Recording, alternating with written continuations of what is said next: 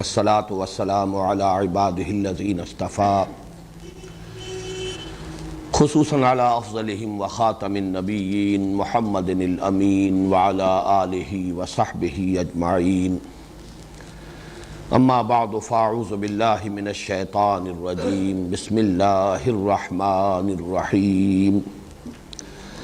الف لام میم ذالک الکتاب لا ریب فیہ ھدی للمتقین.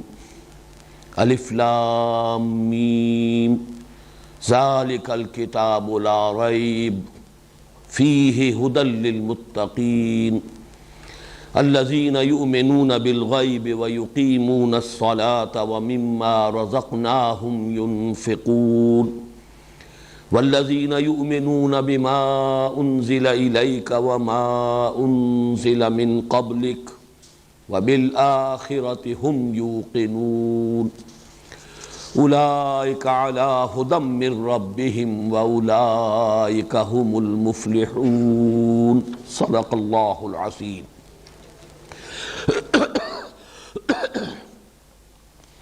رب اشرح لي صدري ويسر لي امري واحلل عقدة من لساني يفقهوا قولي. اللهم ربنا الهمنا رشدنا واعذنا من شرور انفسنا. اللهم ارنا الحق حقا وارزقنا اتباعه وارنا الباطل باطلا وارزقنا اجتنابه. اللهم ارحمنا بالقرآن العظيم واجعله لنا اماما ونورا وهدى ورحمة. اللهم ذکرنا منہ ما نسینا وعلمنا منہ ما جہلنا وارزقنا تلاوتہ آناء اللیل وآناء النہار واجعلہ لنا حجتا یا رب العالمین آمین. آج ہم اللہ کے نام سے قرآن حکیم میں مدنی صورتوں کا جو سب سے بڑا گروپ ہے اس کا آغاز کر رہے ہیں. ذہن میں تازہ کر لیجئے کہ جو تلاوت کی 7 منزلیں یا 7 احزاب ہیں قرآن حکیم میں، ان میں سے پہلی منزل میں سورہ فاتحہ کے علاوہ 3 سورتیں مدنی شامل ہیں: سورہ بقرہ، سورہ آل عمران اور سورہ نساء. لیکن جو دوسرے 7 گروپ ہیں معنوی اعتبار سے جو تقسیم ہے، جن میں سے ہر گروپ میں پہلے 1 یا 1 سے زائد مکی اور اس کے بعد 1 یا 1 سے زائد مدنی صورتیں ہیں، ان کے اعتبار سے یہ جو پہلا گروپ ہے اس کی مکی صورت سورہ فاتحہ ہے جو ہم پڑھ چکے، اور مدنی صورتیں 4 اس میں شامل ہیں: سورہ بقرہ، سورہ آل عمران، سورہ نساء، سورہ مائدہ. اگرچہ یہ جو گروپ ہے قرآن حکیم میں، ان میں حجم کے اعتبار سے سب سے بڑا گروپ جو ہے وہ تیسرا ہوگا، جو تقریباً 7.5 پاروں پر مشتمل ہے، اس لیے کہ اس کی مکی صورتیں 14 صورتیں ہیں، سورہ یونس سے شروع ہو کر سورہ مومنون تک. تو طویل ترین اور حجم کے اعتبار سے سب سے بڑا گروپ وہ ہے. لیکن اس اعتبار سے کہ مدنی صورتیں سب سے بڑی قرآن حکیم میں یہی 4 ہیں کہ جو اس جگہ پر یکجا آ رہی ہیں، اس اعتبار سے اس کا ایک خصوصی مقام اور خصوصی اہمیت ہے. یہ جو 4 مدنیات ہیں یہ 2 جوڑوں کی شکل میں ہیں. سورہ بقرہ، سورہ آل عمران ایک جوڑا ہے، سورہ نساء، سورہ مائدہ دوسرا جوڑا ہے. اس وقت صرف سرسری طور پر یہ بات نوٹ کر لیجئے، 2 علیحدہ علیحدہ جوڑوں کے لیے سب سے اہم علامت کیا ہے؟ پہلی دونوں صورتیں حروف مقطعات الف لام میم سے شروع ہو رہی ہیں، سورہ بقرہ بھی، سورہ آل عمران بھی. اس کے بعد کی دونوں صورتیں بغیر کسی تمہید کے، بغیر حروف مقطعات کے براہ راست شروع ہو جاتی ہیں. سورہ نساء کا آغاز ہو جاتا ہے یا ایھا الناس اتقوا ربکم، سورہ مائدہ کا آغاز ہوتا ہے یا ایھا الذین آمنوا اوفوا بالعقود. نہ حروف مقطعات نہ کوئی اور تمہیدی گفتگو. تو اس سے نمایاں ہو رہا ہے کہ وہ 2 صورتیں آپس میں ایک دوسرے سے مشابہ ہیں، سورہ نساء اور سورہ مائدہ، اور ایک جوڑے کی شکل میں ہیں. اور یہ 2 صورتیں آپس میں مشابہ ہیں، سورہ بقرہ اور سورہ آل عمران، اور یہ آپس میں جوڑے کی صورت میں ہیں. اب اس میں جیسا کہ میں نے پہلے عرض کیا تھا کہ ہر گروپ کا ایک عمود ہوتا ہے، چونکہ یہ بہت سے اعتبارات سے اہم ترین یہ جوڑا ہے اور یہ جو گروپ ہے، اور خاص طور پر جیسا کہ میں نے عرض کیا مدنی صورتوں کا قرآن حکیم میں سب سے بڑا، اس لیے کہ مدنی صورتیں کل سب حجم ملا لیا جائے تو قرآن حکیم کا 1/3 ہے، 10 پارے کے لگ بھگ بنے گا، بلکہ اس سے بھی قدرے کم، اور ان میں سے 5.25 پارے جو ہیں وہ انہی 4 مدنی صورتوں پر مشتمل ہیں۔ تو گویا کہ نصف مدنی قرآن جو ہے وہ بالکل آغاز میں آ گیا ہے ان 4 صورتوں یا 2 جوڑوں کی شکل میں۔ ان کا عمود کیا ہے؟ ان کا عمود بھی یوں کہا جا سکتا ہے کہ دوہرا ہے، 2 مرکزی مضامین ہیں، اگرچہ وہ باہم مربوط ہے، وہ میں بعد میں عرض کروں گا، لیکن عمود کی تعبیر کے لیے یہ ذہن میں رکھیے کہ اس کے 2 عمود ہیں۔ نمبر 1 شریعت اسلامی، شریعت محمدی صلی اللہ علیہ وسلم، جس کا نقطہ آغاز ہے سورہ بقرہ۔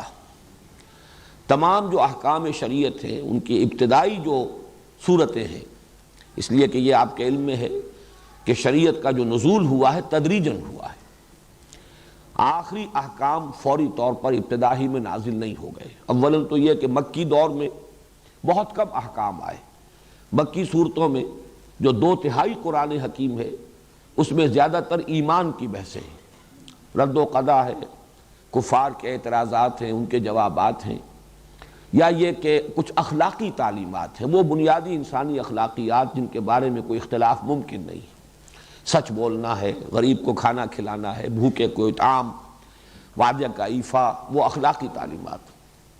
تیسرا بڑا اہم مضمون جو ہے مکی صورتوں کا وہ ہے انباء الرسل، رسولوں کے حالات، اور وہ بار بار آئے ہیں تکرار اور اعادہ کے ساتھ۔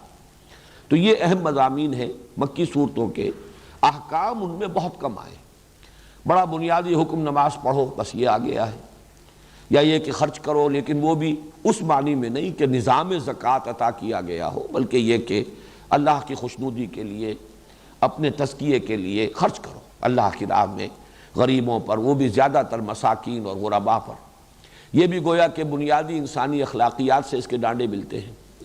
تو احکام کا جہاں تک تعلق ہے، جن کو ہم کہیں گے احکام تشریعی، وہ کہ جن سے قانون شریعت بنتا ہے، اس کا تو یوں سمجھیے کہ اس کی ابتدا جو ہے، بلکہ اس کے لیے زیادہ موزوں لفظ ہوگا، اس کا بلو پرنٹ جو ہے وہ سورہ بقرہ میں آیا۔ تدریجاً پھر وہ اس میں جو تبدیلیاں ہوتی رہیں اور اس میں جو ارتقائی مراحل طے ہوئے، تو سورہ مائدہ جو ہے وہ گویا کہ تکمیل شریعت کی صورت ہے، اور سورہ بقرہ آغاز شریعت کی صورت ہے۔ ویسے یہ کہ سورہ نساء، سورہ نور میں بھی کچھ احکام آپ کو مل جائیں گے، پھر اس سے آگے چل کر سورہ احزاب میں بھی مل جائیں گے، اور جہاں تک مال غنیمت کا حکم ہے وہ سورہ انفال میں مل جائے گا۔ کچھ متفرق احکام تو آپ کو دوسری جگہوں پر بھی مل جائیں گے، لیکن یہ کہ بحیثیت مجموعی یہ کہا جا سکتا ہے کہ یہ گروپ شریعت کا گروپ ہے، جس میں کہ آغاز شریعت یا بلو پرنٹ شریعت محمدی کا صلی اللہ علیہ وسلم وہ سورہ بقرہ میں، اور اس کی تکمیلی صورت سورہ مائدہ کا زمانہ نزول ہے تقریباً سن 7 ہجری۔ سن 7 ہجری تک پہنچتے پہنچتے یہ تمام احکام شریعت جو ہیں اپنی تکمیلی صورت کو پہنچ گئے۔ اس اعتبار سے اس گروپ کا جو یہ عمود کا جزو اول جو میں نے شمار کیا ہے، اس کو کہا جا سکتا ہے کہ اس کا براہ راست تعلق ہے اہدنا الصراط المستقیم۔ سورہ بقرہ چونکہ اس گروپ کی، سورہ فاتحہ اس گروپ کی مکی صورت ہے، اور اس میں ہمیں یہ دعا تلقین کی گئی، یا وہ صریح الفطرت اور سلیم العقل انسانوں کی جو ایک ضرورت ہے جس کی تعبیر کی گئی ہے اس دعا کی صورت میں، جس پر کہ سورہ فاتحہ ختم ہوتی ہے، اہدنا الصراط المستقیم، ہمیں رہنمائی عطا فرما، ہمیں ہدایت بخش سیدھے راستے کی۔ وہ سیدھا راستہ کون سا ہے؟ وہ شریعت کا راستہ ہے۔ شرع کے معنی بھی در حقیقت شارع کہتے ہیں راستے کو، طریق کہتے ہیں راستے کو، صراط کہتے ہیں راستے کو۔ تو اہدنا الصراط المستقیم وہ شریعت جو ہے وہ گویا کہ اس گروپ کے اندر اس دعا کا جواب ہے کہ جو ان 4 صورتوں کے اندر سورہ بقرہ سے لے کر سورہ مائدہ تک اللہ تعالیٰ کی طرف سے عطا ہو گیا۔ اس گروپ کا جو عمود ہے، عمود کا دوسرا حصہ وہ ہے اتمام حجت اہل کتاب پر۔ اہل کتاب میں ظاہر بات ہے کہ 2 گروپ تھے اس وقت کے جو براہ راست مخاطب تھے قرآن کے، یہود اور نصارہ۔ تو سورہ بقرہ میں زیادہ تر گفتگو ہوئی ہے یہود سے، سورہ آل عمران میں زیادہ تر گفتگو ہوئی ہے نصارہ سے، سورہ نساء اور مائدہ میں دونوں سے ہوئی ہے، ملی جلی بات ہے۔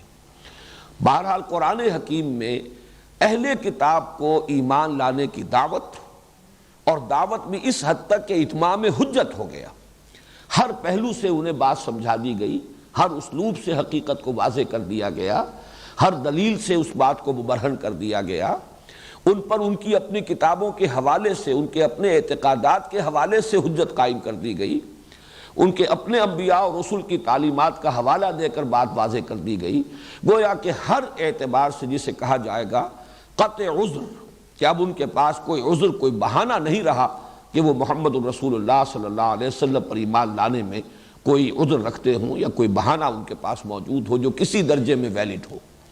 اسی کو اتمام حجت کہتے ہیں، حجت قائم کر دینا۔ اس کے بعد کوئی ہٹ دھرمی کے ساتھ اڑا رہے تو اڑا رہے، لیکن یہ کہ اس کے پاس کوئی معقول سبب اور کوئی معقول عذر موجود نہ رہے۔ تو یہ گویا کہ اس گروپ کا اور ان کا تعلق ہوا گویا کہ سورہ فاتحہ ہی میں، یہاں بلکہ وہ بات اور زیادہ واضح ہو جائے گی کہ کافی ہو جاتا ہے اہدنا الصراط المستقیم صراط الذین انعمت علیہم میں، لیکن وہاں منفی اعتبار سے بھی واضح کیا گیا غیر المغضوب علیہم ولا الضالین۔ تو گویا کہ یہ مغضوب علیہم میں بیان کر چکا ہوں سورہ فاتحہ کے درس کے ضمن میں کہ اس کے بارے میں تقریباً اجماع ہے کہ اس سے مراد ہے بنی اسرائیل، اور ضالین پر تقریباً اجماع ہے کہ مراد ہے نصارہ۔ یہ گویا کہ اسی کی شرح ہو رہی ہے۔ یہ عمود کا دوسرا حصہ جو ہے وہ سورہ فاتحہ کے غیر المغضوب علیہم ولا الضالین اس سے متعلق ہے، اس کے ساتھ مناسبت رکھتا ہے۔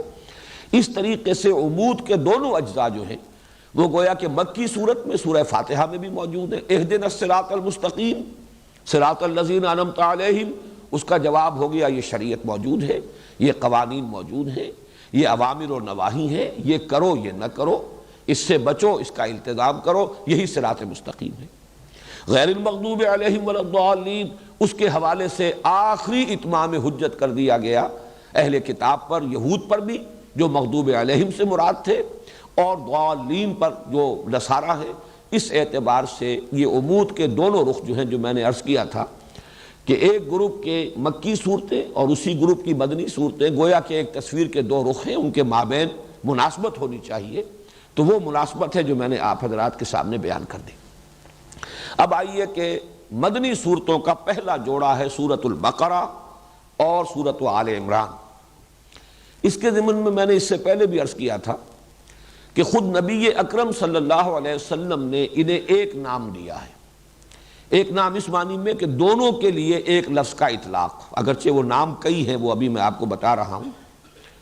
حضور نے الزہراوین بھی قرار دیا انہیں، یا الزہراوان، حالت رفعی ہوگی تو الزہراوان ہوگا، حالت نصبی ہوگی یا حالت جری ہوگی تو الزہراوین۔ یہ تو گویا کہ اعراب کا مسئلہ ہوا۔ زہرا کہتے ہیں نہایت تابناک، روشن۔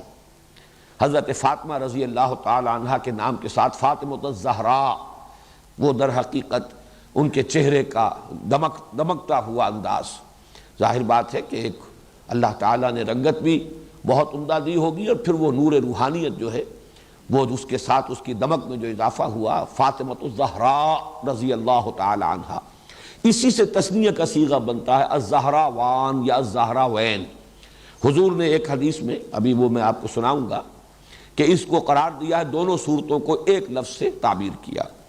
اسی طرح الغمامتان، الغیایتان، الذلتان، الخرقان، الفرقان، یہ میں نے 6 آپ کو الفاظ بتائے ہیں کہ جو احادیث میں وارد ہوئے ہیں، کہ جن میں نبی اکرم صلی اللہ علیہ وسلم نے ان صورتوں کی مجموعی فضیلت بیان کی ہے، اور ان دونوں کو بریکٹ کیا ہے، گروپ کیا ہے ایک لفظ کے اندر۔ وہ حدیث میں آپ کو سنا رہا ہوں۔ یہ حدیث مسلم شریف کی ہے، اور اس کے راوی ہیں ابو امامہ باہلی رضی اللہ تعالی عنہ۔ قال، انہوں نے فرمایا، سمعت رسول اللہ صلی اللہ علیہ وسلم یقول، کہ میں نے خود سنا اللہ کے رسول صلی اللہ علیہ وسلم کو یہ فرماتے ہوئے، اقرأوا القرآن، لوگوں قرآن پڑھا کرو، فإنہ یأتی یوم القیامت شفیعا لأصحابہ، اس لیے کہ یہ قرآن قیامت کے دن سفارشی بن کر آئے گا اپنے لوگوں کے لیے، یعنی ان لوگوں کے لیے جنہیں قرآن سے محبت رہی زندگی میں، جو قرآن کو پڑھتے رہے، قرات کرتے رہے، اس سے دلچسپی رکھتے رہے، اس کا مطالعہ کرتے رہے، اس پر غور و فکر کرتے رہے، اصحاب قرآن والے، قرآن کے لوگ۔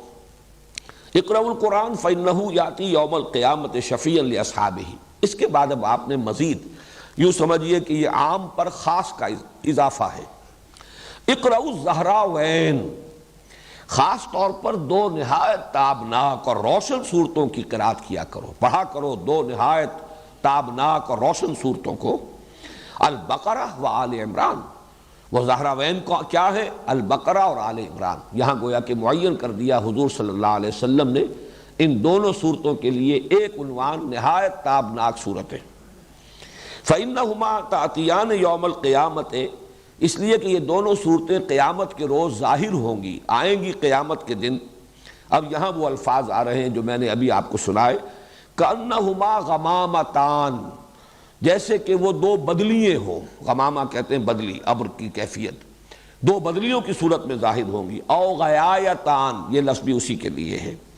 او کأنہما فرقان من طیر صواف، یا یہ پرندوں کی دو ٹکڑیاں ہوں گی۔ تو حاجان عن صاحبہما، اور یہ دونوں جھگڑیں گی، محاجہ کریں گی۔ محاجہ یہ ہوتا ہے کسی کی طرف سے مدافعت کرنے میں، تکرار کر کے بات کرنا، دلیل پر دلیل دینا۔ تو جو بھی ان دونوں صورتوں سے خصوصی شغف رکھنے والے لوگ ہوں گے، وہ لوگ کہ جو ان دونوں صورتوں کو پڑھنے والے ہوں گے، ان سے محبت کرنے والے ہوں گے، صاحب ہما، ان دونوں سے تعلق رکھنے والے لوگ، ان کی طرف سے وہ جھگڑیں گی، وہ ان کی سفارش کریں گے۔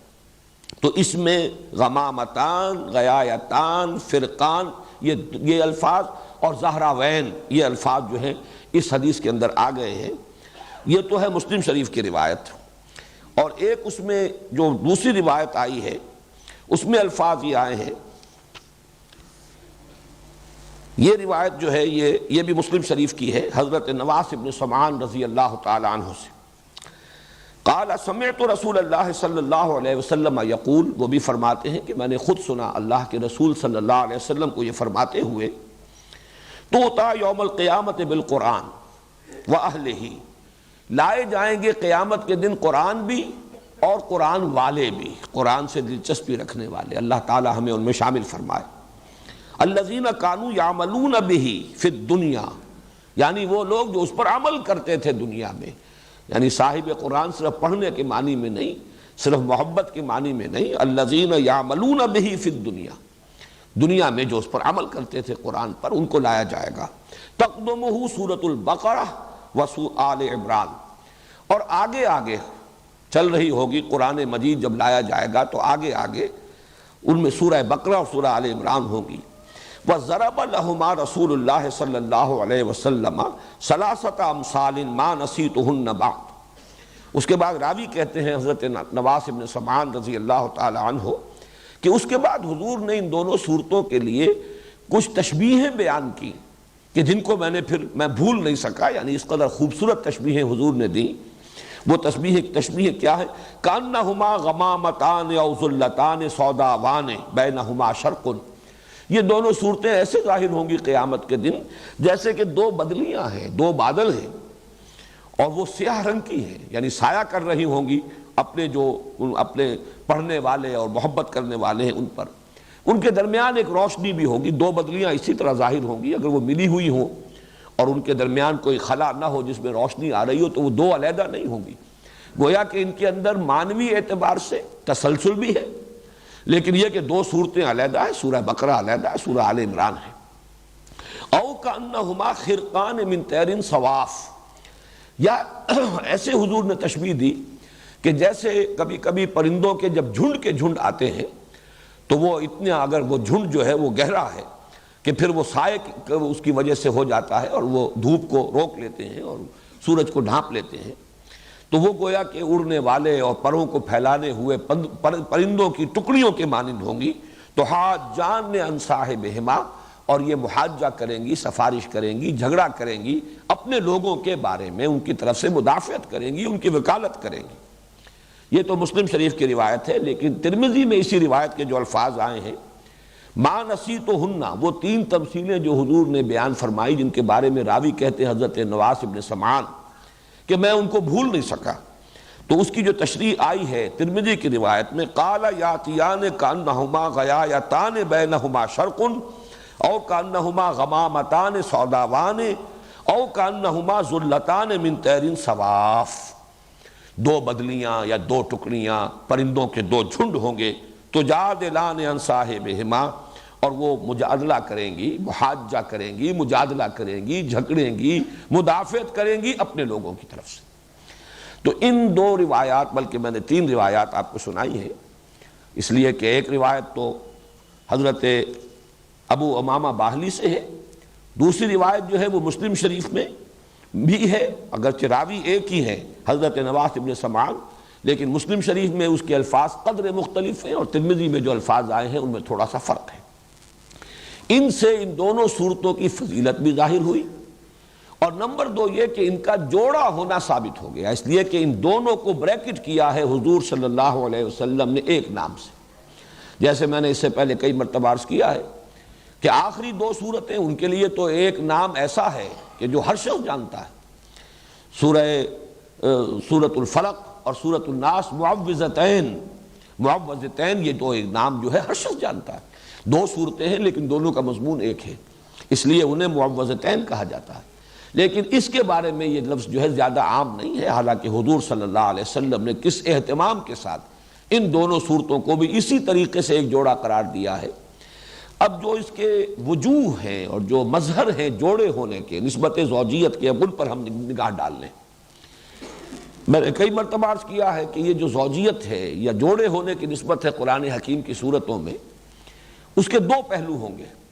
بعض اعتبارات سے مشابہت بہت نمایاں ہوگی، اور بعض اعتبارات سے ایک ریسیپروکل نسبت ہوگی، عکسی نسبت ہوگی، یا ہم یوں کہہ سکتے ہیں کہ تکمیلی نسبت ہوگی، کہ دونوں چیزیں مل کر ایک مضمون کو مکمل کر رہی ہوں، یا ایک مضمون کا ایک رخ ادھر آ گیا ہو اور ایک رخ اسی کا دوسری صورت میں آ گیا ہو۔ تو زوجین میں یہ دونوں چیزیں لازم ہیں، یہ جیسے کہ ہم جانتے ہیں حیوانات کے اندر ایک نوع جو ہے اس کی جو دو جنسیں ہوں گی وہ ایک دوسرے سے بہت مشابہ ہوں گی، شیر اور شیرنی، ظاہر بات ہے کہ وہ ان کا اپنی ایک مشابہت ہے، 99% تو ان کے مشابہت کی شکل نظر آئے گی، بیل اور گائے، لیکن یہ کہ آپ کو معلوم ہے کہ بعض اعتبارات سے ان کا جسمانی نظام ایسا بنایا گیا ہے کہ وہ ایک مقصد کی تکمیل کرتے ہیں۔ فرق ہے لیکن وہ فرق ایسا نہیں ہے کہ جس کے مابین کوئی وحدت مقصد موجود نہ ہو، مقصد ایک ہے۔ اسی طریقے سے صورتوں میں جب آپ نسبت زوجیت کو تلاش کریں تو دو پہلو دیکھنے ہوں گے کہ ایک تو مشابہت کے پہلو کون سے، وہ نمایاں ہونے چاہیے، پھر کن اعتبارات سے یہ کمپلیمنٹری ہیں، کن اعتبارات سے یہ مل کر کسی مضمون کی تکمیل کرتی ہیں، وہ کون سے پہلو ہیں کہ جن میں سے کوئی ایک رخ جو ہے وہ ایک صورت میں آ گیا ہو اور دوسرا رخ دوسری صورت میں آ گیا ہو۔ ظاہر بات ہے یہ چیزیں تو تفصیل سے آئیں گی، ورنہ تو یہ خود بڑا لمبا موضوع اس وقت ہو جائے گا، تفصیل سے یہ چیزیں آئیں گی بعد میں جب کہ ہم ان صورتوں کا مطالعہ کریں گے۔ اس وقت یہ کہ تین چار چیزیں نوٹ کر لیجئے دونوں اعتبارات سے۔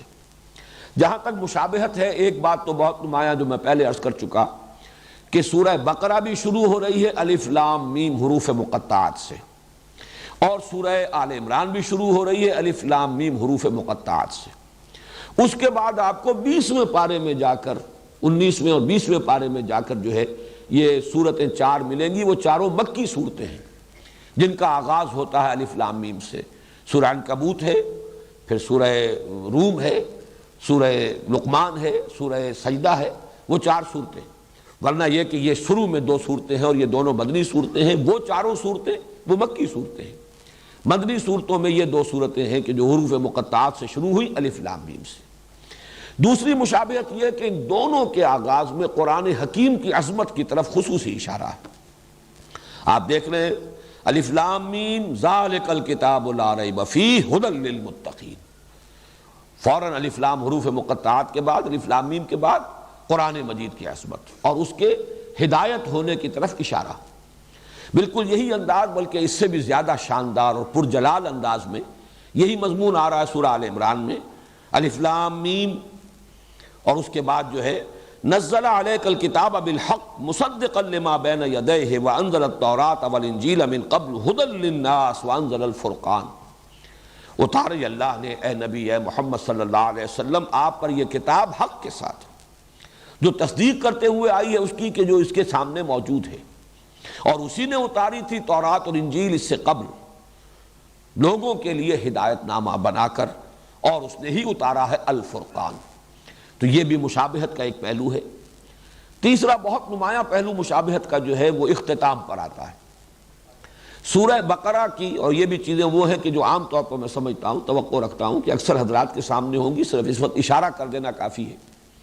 سورہ بقرہ کے اختتام پر بھی ایک دعا آئی ہے نہایت عظیم، ربنا لا تؤاخذنا ان نسینا او اخطانا ربنا ولا تحمل علینا اصرا کما حملتہ علی الذین من قبلنا ربنا ولا تحملنا ما لا طاقۃ لنا بہ واعف عنا واغفر لنا وارحمنا۔ اب یہ نہایت عظیم دعا ہے۔ اسی طریقے سے تھوڑا سا فرق ہے، 4 آیتیں پہلے 5 آیتیں پہلے سورہ آل عمران کے اختتام پر 5 آیتیں قبل اگر دیکھیں گے تو ایک عظیم دعا ہے جو کئی آیات پر مشتمل ہے۔ ربنا ما خلقت ھذا باطلا سبحانک فقنا عذاب النار ربنا انک من تدخل النار فقد اخزیتہ وما للظالمین من انصار ربنا اننا سمعنا منادیا ینادی للایمان ان آمنوا بربکم فآمنا ربنا فاغفر لنا ذنوبنا وکفر عنا سیئاتنا وتوفنا مع الابرار ربنا وآتنا ما وعدتنا علی رسلک ولا تخزنا یوم القیامہ انک لا تخلف المیعاد۔ دونوں آیتیں ویسے اگر آپ دیکھیں گے تو حجم کے اعتبار سے یہ دونوں دعائیں تقریباً برابر ہیں، اگرچہ یہ کہ سورہ بقرہ کی وہ ایک ہی آیت ہے اور یہاں متعدد آیات ہیں، لیکن حجم کے اعتبار سے زیادہ فرق نہیں ہے۔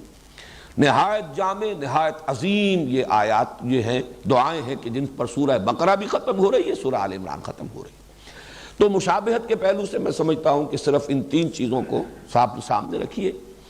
اب جو مقاسمت کا یہ تقسیم جو ہے کہ ایک ہی مضمون کے ایک ہی شے کے 2 رخ 2 پہلو ہو اور وہ ان میں تقسیم ہو گئی ہو کہ ایک پہلو آ رہا ہو ایک صورت میں، دوسرا پہلو جو ہے اس پر بحث ہوئی اور دوسری صورت میں، اس کو نوٹ کر لیجئے 4 چیزیں۔ سب سے نمایاں بات تو یہ جو میں پہلے عرض کر چکا ہوں کہ سورہ بقرہ میں نہایت مفصل گفتگو ہوئی ہے، دعوت بھی دی گئی، اتمام حجت بھی کیا گیا، اور جس کو کہتے ہیں کہ قرارداد جرم بھی ان پر فرد قرارداد جرم وہ بھی عائد کر دی گئی، فرد جرم وہ ہے یہود بنی اسرائیل، یہود سے خطاب کر کے یا بنی اسرائیل اذکروا نعمتی التی انعمت علیکم۔ لیکن سورہ آل عمران میں یہی معاملہ نصارہ کے ساتھ ہے۔ ان کی سب سے بڑی گمراہی تثلیث کا عقیدہ، الوہیت مسیح علیہ السلام کا عقیدہ، تو اس میں آپ دیکھیں گے کہ بڑی تفصیل کے ساتھ اس عقیدے کی نفی کی گئی ہے۔ تو یہ گویا کہ اب یہ دونوں مل کر ایک مضمون کی تکمیل کر رہے ہیں، دعوت اور اتمام حجت یہود پر سورہ بقرہ میں اور نصارہ پر سورہ آل عمران میں۔ اسی طریقے سے انفاق مال یا جہاد بالمال، اس پر جامع ترین مقام، نہایت مفصل مقام، نہایت تاکیدی حکم یہ سورہ بقرہ میں ہے۔ اور قتال، جہاد بالنفس، جانیں ہتھیلی پر لے کر میدان میں آ جانا، یہ ہے کہ جس کا بڑی زیادہ شرح و بسط کے ساتھ یہ مضمون آیا ہے یہ سورہ آل عمران میں۔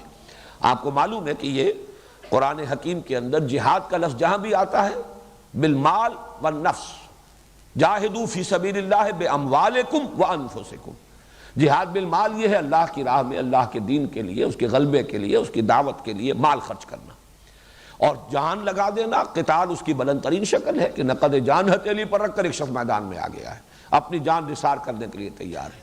تو یہ گویا کہ ایک ہی مضمون، جیسے وہ مضمون ایک تھا اتمام حجت اور دعوت اہل کتاب کو 2 حصوں میں تقسیم ہو گیا، یہود سورہ بقرہ میں، نصارہ سورہ آل عمران میں، جہاد فی سبیل اللہ، جہاد بالمال سورہ بقرہ میں، اور جہاد بالنفس اور قتال فی سبیل اللہ یہ سورہ آل عمران میں۔ اسی طرح یہ ذرا ایک لطیف بات ہے، سورہ بقرہ میں زیادہ زور اور زیادہ ایمفیسس ایمان پر ہے، جبکہ سورہ آل عمران میں آپ دیکھیں گے زیادہ زور زیادہ ایمفیسس اسلام پر ہے۔ اب یہ بھی حقیقت کے اعتبار سے ایک ہی شے ہے، ایمان ایک باطنی کیفیت ہے، یقین کی ایک کیفیت ہے، وہ دل کے اندر ہے، وہ باطن میں ہے انسان کے، اور اسلام اسی کا ظہور خارجی ہے۔ انسان کے عمل میں جو روش ہوگی اس ایمان کی بنیاد پر اس کا نام اسلام ہے۔ لیکن یہ کہ فی الحال یہ بھی اپنی جگہ حقیقت ہے کہ یہ دونوں علیحدہ علیحدہ ہیں، ان کو بالکل ایک شے بھی نہیں کہا جا سکتا، جیسے کہ سورہ حجرات میں ہے قالت الاعراب آمنا قل لم تؤمنوا ولکن قولوا اسلمنا ولما يدخل الایمان فی قلوبکم۔ یہ بدو کہہ رہے ہیں، دعویٰ کر رہے ہیں، مدعی ہیں کہ ہم ایمان لے آئے، نبی ان سے کہہ دیجئے تم ایمان ہرگز نہیں لائے ہو، بلکہ یوں کہو کہ ہم اسلام لے آئے ہیں، ابھی تک ایمان تمہارے دلوں میں داخل نہیں ہوا۔ تو آپ دیکھیں گے کہ سورہ بقرہ میں شروع میں بھی یؤمنون بالغیب الذین یقیمون الصلاۃ ومما رزقناہم ينفقون والذین یؤمنون بما انزل الیک وما انزل من قبلک وبالآخرۃ ھم یوقنون۔ پھر 21ویں رکوع میں جا کر بالکل وسط میں پھر لیس البر ان تولوا وجوہکم قبل المشرق والمغرب ولکن البر من آمن باللہ والیوم الآخر والملائکۃ والکتاب والنبیین۔ پھر آخر میں آمن الرسول بما انزل الیہ من ربہ والمؤمنون کل آمن باللہ وملائکتہ وکتبہ ورسلہ۔ اب یہ آپ اندازہ دیکھیے کہ ابتدا، انتہا اور درمیان میں یہ تینوں جگہ پر ایمان کے بارے میں اہمیت کے ساتھ گفتگو ہو رہی ہے۔ اسلام کے بارے میں آپ کو یہی انداز نظر آئے گا سورہ آل عمران میں، ان الدین عند اللہ الاسلام، اور آگے چل کر ومن یبتغی غیر الاسلام دینا فلن یقبل منہ۔ وہاں اسلام پر زیادہ ایمفیسس ہے، یہاں ایمان پر زیادہ ہے۔ ایک اور بات نوٹ کیجئے کہ ایمان کے بھی قرآن مجید میں 2 مظہر قرار دیے گئے ہیں عملی۔ ایمان اگر اندر ہے تو اس کا ظہور جب انسان کے عمل میں ہوگا، اس کے 2 اہم مظاہر ہیں علیحدہ علیحدہ۔ ایک مظہر ہے نماز، روزہ، تقوی، خشوع، خضوع، ذکر کے اندر لذت کا آنا۔ ایک ہے جہاد، قتال، اللہ کی راہ میں تکلیفیں اٹھانا، صبر، مصابرت، ایثار، قربانی، میدان میں آنا، مقابلہ کرنا، باطل سے پنجہ آزمائی کرنا۔ یہ 2 ہیں رخ عمل کے، ایمان کے نتیجے میں یہ 2 مظاہر ہیں۔ اب آپ دیکھیے کہ اس میں بھی تقسیم ہے۔ سورہ بقرہ کے آغاز میں یہ آیا ھدی للمتقین الذین یؤمنون بالغیب ویقیمون الصلاۃ ومما رزقناہم ينفقون والذین یؤمنون بما انزل الیک وما انزل من قبلک وبالآخرۃ ھم یوقنون اولئک علی ھدی من ربہم واولئک ھم المفلحون۔ ایک رخ یہاں بیان کر دیا گیا۔ سورہ آل عمران میں دوسرا رخ آ رہا ہے۔ چنانچہ آخری رکوع کی جو ابھی میں نے آپ جس کی طرف میں اشارہ کر رہا تھا، وہ عظیم دعا کے بعد فاستجاب لهم ربهم انی لا اضیع عمل عامل منکم من ذکر و انثی فالذین ہاجروا واخرجوا من دیارہم واوذوا فی سبیلی وقاتلوا وقتلوا لأکفرن عنہم سیئاتہم ولأدخلنہم جنات تجری من تحتہا الانہار۔ اور پھر آخری آیت جو ہے وہ بھی اسی مضمون کو نمایاں کر رہی ہے، یا ایھا الذین آمنوا اصبروا وصابروا ورابطوا واتقوا اللہ لعلکم تفلحون۔ صبر، مصابرت، یہ ہے اصل میں وہ چیزیں کہ جن کو نمایاں کیا گیا ہے۔ اللہ کی راہ میں جنگ، تکلیفوں کا جھیلنا، گھر بار چھوڑ دینا، مصائب کو برداشت کرنا، قتال کرنا، قتل کرنا بھی، قتل ہونا بھی، یہ ہے ایمان کا دوسرا مظہر۔ سورہ آل عمران کے اختتام پر یہ دوسرا پہلو، سورہ بقرہ کے آغاز میں پہلا پہلو، اور اسی کی ایک مثال ہے بہت ہی نمایاں قرآن حکیم میں سورہ انفال میں یہ دونوں پہلو جمع کیے گئے ہیں، لیکن اس طور سے کہ شروع میں یہ سورہ بقرہ والا پہلو ہے، اور فرمایا گیا وہ لوگ جب اللہ کا نام لیا جائے تو ان کے دل لرز جاتے ہیں، نماز قائم کرتے ہیں۔ یہ ساری کیفیات جو ہیں وہ شروع میں آئیں، اور فرمایا گیا اولئک ھم المؤمنون حقا، یہ لوگ ہیں حقیقی مومن، سچے مومن۔ آخر میں آیا جو اللہ کی راہ میں جہاد کرتے ہیں، قتال کرتے ہیں، وہ لوگ جنہوں نے نصرت کی، انصار، وہ لوگ جنہوں نے ہجرت کی، یہ لوگ اولئک ھم المؤمنون حقا، یہ لوگ ہیں کہ جو سچے مومن ہیں۔ معلوم ہوا کہ یہ تصویر مومن کی شخصیت کی تصویر جو ہے اس کے 2 رخ ہیں، دونوں کی تکمیل سے مومن کی شخصیت کا حیولہ صحیح طور پر سامنے آتا ہے، ورنہ وہ یک رخا رہ جائے گا۔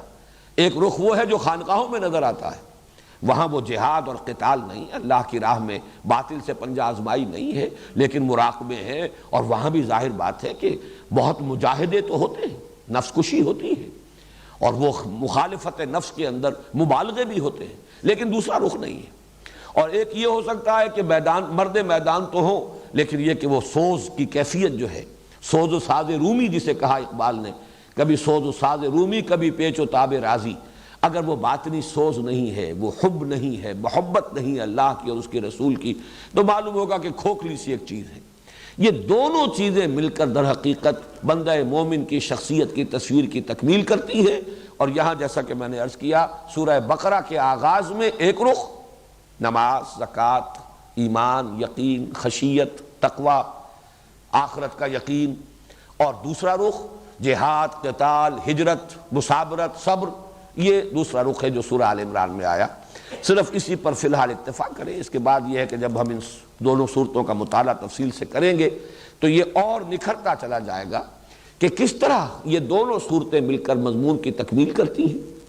یہ صورتوں میں نسبت زوجیت کی ایک نہایت کامل مثال ہے، اور اس کے لیے دلیل میرے پاس سب سے بڑی، اس لیے کہ ہمارے لیے تو سب سے بڑی دلیل محمد الرسول اللہ صلی اللہ علیہ وسلم کا فرمایا ہوا ہے۔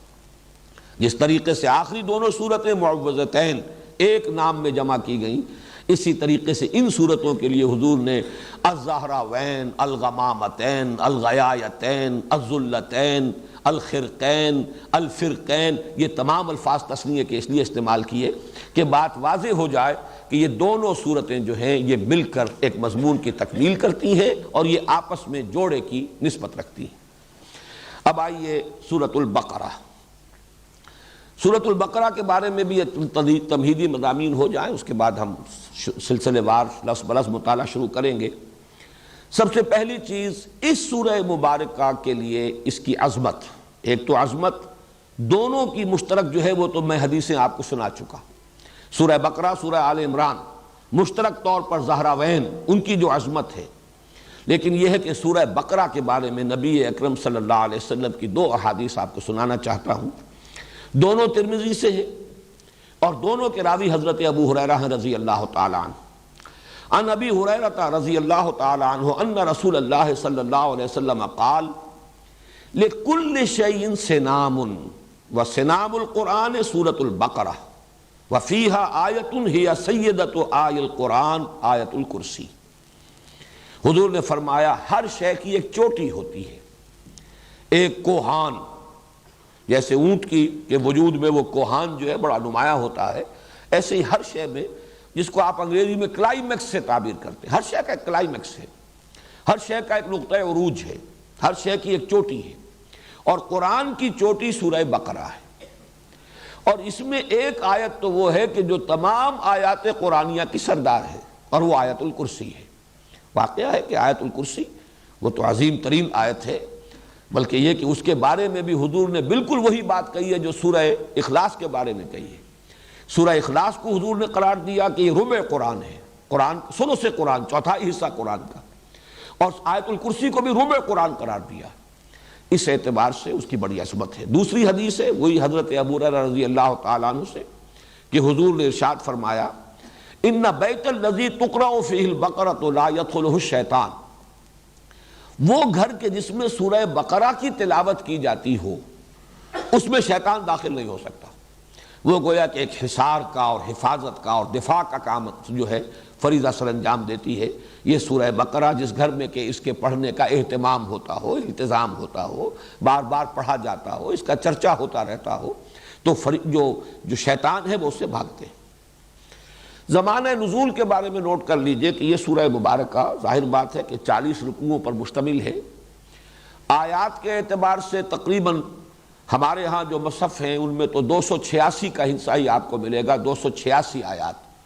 البتہ مختلف قراءتوں کے اعتبار سے ایک ایک کا فرق ہے، بعض حضرات کے نزدیک 285 آیات بھی شمار میں آتی ہیں اس کی، اور بعض کے نزدیک جو ہے 287 بھی ہیں، لیکن یہ کہ تقریباً اجماع جو ہے وہ 286 کی عدد پر ہے۔ لیکن وہ صرف گنتی کا فرق ہے، یہ نہیں ہے کہ کسی آیت کے بارے میں اختلاف ہو کہ وہ قرآن کا حصہ ہے یا نہیں۔ کہیں کسی جگہ پر ایک گنتی ہو جاتی ہے آیت کی اور کسی جگہ پر نہیں ہوتی۔ یہ سورہ فاتحہ میں بھی میں بیان کر چکا ہوں۔ بعض حضرات کے نزدیک یہ صراط الذین انعمت علیہم غیر المغضوب علیہم ولا الضالین یہ ایک ہی آیت ہے، لیکن یہ کہ اکثر حضرات کے نزدیک، اور چونکہ میں نے اس کو وہ جو حضور صلی اللہ علیہ وسلم نے حدیث قدسی ہمیں سنائی ہے کہ اللہ فرماتے ہیں کہ میں نے صلاۃ کو اپنے مابین 2 حصوں میں تقسیم کر لیا، اس کے حوالے سے میرے نزدیک تو گویا کہ یہ بات بالکل ثابت ہے کہ یہ دونوں آیات علیحدہ ہیں۔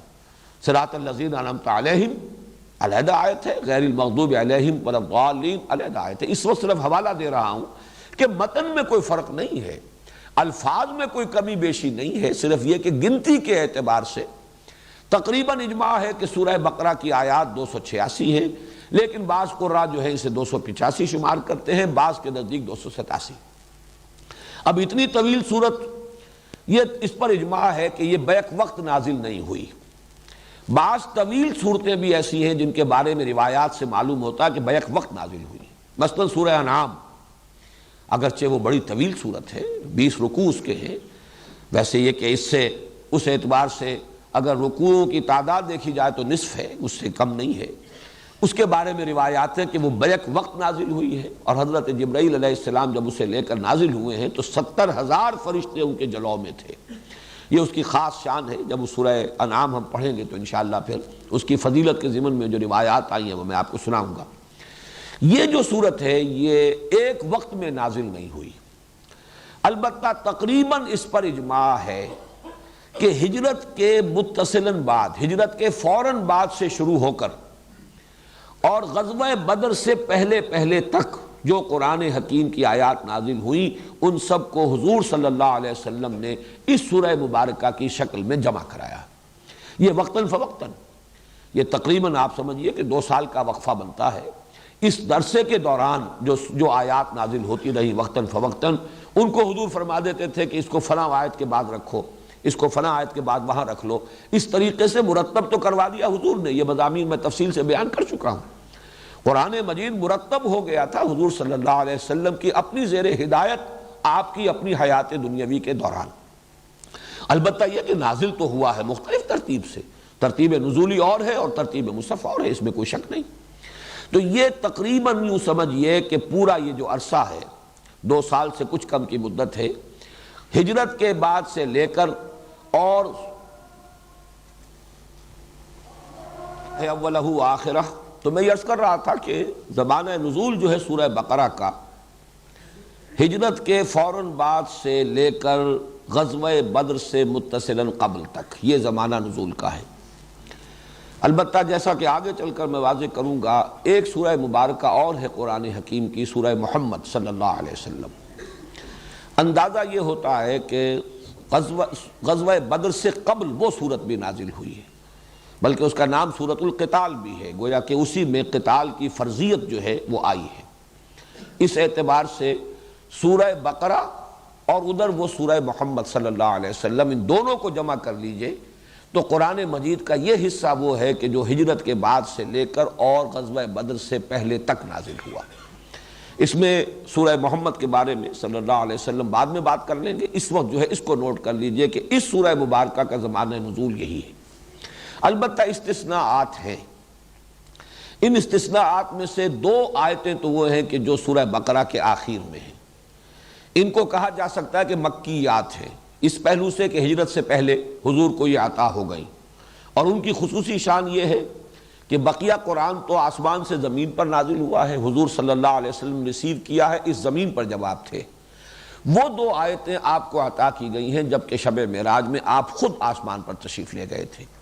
یہ امت کے لیے عظیم ترین تحفہ ہے جو اللہ تعالیٰ نے شب معراج میں حضور صلی اللہ علیہ وسلم کو عطا فرمایا۔ وہ 2 آیتیں ہیں جو سورہ بقرہ کے آخر میں ہے، انہی میں وہ دعا بھی ہے جس کا میں نے تذکرہ کیا شروع میں، نہایت عظیم دعا۔ اس کے علاوہ کچھ آیات ایسی ہیں خاص طور پر کہ جو سود کی حرمت سے متعلق ہیں، ان کے بارے میں بالاجماع یہ ہمیں معلوم ہے کہ سن 9 میں نازل ہوئی ہے۔ تو سن 9 ہجری خاصا فصل ہے، یہ سن 2 ہجری کے اندر غزوہ بدر ہو رہا ہے، تو اس اعتبار سے وہ آیات بھی بعد کی ہیں، لیکن ان کو بھی مضمون کی مناسبت سے نبی اکرم صلی اللہ علیہ وسلم نے سورہ بقرہ میں شامل کیا ہے۔ اس طرح کی استثناءات شاید کوئی اور بھی ہوں، لیکن شاذ کے درجے میں ہوں گی، اور جیسا کہ آپ کو معلوم ہے کہ ایکسیپشنز پروو دی رول، تو بحیثیت مجموع یہ کہا جائے گا یہ سب سے پہلی مدنی صورت ہے، یعنی ہجرت کے بعد سے لے کر اور غزوہ بدر سے متصلاً قبل تک کا زمانہ اس کا زمانہ نزول ہے۔ اب اس سورہ مبارکہ کا جو تجزیہ ہے مضامین کا، یہ بھی اپنی جگہ پر بڑی اہمیت کا حامل ہے۔ اور پھر یہ کہ اگر اس کے حوالے سے اس کے مضامین کو ذہن نشین کرنے کی کوشش کی جائے تو اس میں بہت سہولت حاصل ہوتی ہے۔ اور جیسا کہ میں نے پہلے بھی عرض کیا تھا، یہ میں سمجھتا ہوں کہ اللہ تعالیٰ کا خصوصی فضل ہے کہ اس نے اس کے ضمن میں بعض ایسی تشبیہات کی طرف ذہن کو منتقل کر دیا، وہ میں آپ کے سامنے ابھی رکھوں گا، کہ اس کے حوالے سے اس مضمون کو یاد رکھنا، ذہن نشین کرنا، سمجھنا بہت آسان ہو جائے گا۔ ایک تو یہ کہ اس سورہ مبارکہ کے لیے میں نے ایک نام تجویز کیا ہے، سورۃ الامتین۔ یہ بھی تثنیہ کا صیغہ آ رہا ہے، یہ دو امتوں کی صورت ہے۔ اور مجھے یہ جرأت اس وجہ سے ہوئی کہ جیسے کہ ہم وہ حدیث پڑھ چکے ہیں، قسمت الصلاۃ بینی و بین عبدی نصفین۔ اللہ تعالیٰ فرماتے ہیں کہ میں نے سورہ فاتحہ جو الصلاۃ ہے، اصل نماز ہے، اسے اپنے اور اپنے بندے کے مابین دو برابر نصفین میں، دو آدھے حصوں میں تقسیم کر دیا ہے۔ فنصفہا لی و نصفہا لعبدی و لعبدی ما سأل۔ اس کا آدھا حصہ میرے لیے ہے اور آدھا حصہ بندے کے لیے ہے، اور میں نے دیا بندے کو جو اس نے مجھ سے مانگا۔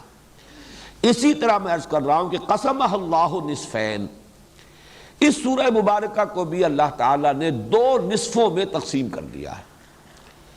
اس کے نصف اول میں تمام تر خطاب ہے سابقہ امت مسلمہ، اس لیے امتین کہہ رہا ہوں میں، دو امتیں۔ یہ امتین ہیں المسلمتین، سورۃ الامتین المسلمتین، یہ دو مسلم امتوں کی صورت ہے۔ ایک سابقہ امت مسلمہ ہے، وہ ہیں یہود۔ ان کی تو تاریخ جو ہے امت کے اعتبار سے بحیثیت امت مسلمہ شروع ہوتی حضرت موسیٰ علیہ السلام سے اور ختم ہو گئی ہے پوٹینشلی حضرت مسیح علیہ السلام پر۔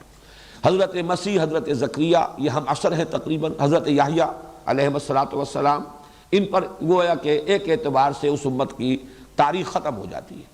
اگرچہ وہ امت ابھی تک ایک قوم کی حیثیت سے، ایک نسل کی حیثیت سے یہودی اب بھی ہے، اور حضور صلی اللہ علیہ وسلم کے زمانے میں بھی موجود تھے، لیکن امت کے اعتبار سے ان کا دور جو ہے وہ در حقیقت 13 قبل مسیح سے شروع ہو کر 1300 برس جو ہے حضرت مسیح سے قبل حضرت مسیح پر آ کر، جب انہوں نے حضرت مسیح کی دعوت کو ماننے سے نہ صرف انکار کیا بلکہ انہیں اپنے بس پڑتے سولی پر چڑھا دیا، اس اعتبار سے وہ اسی وقت معزول ہو چکے۔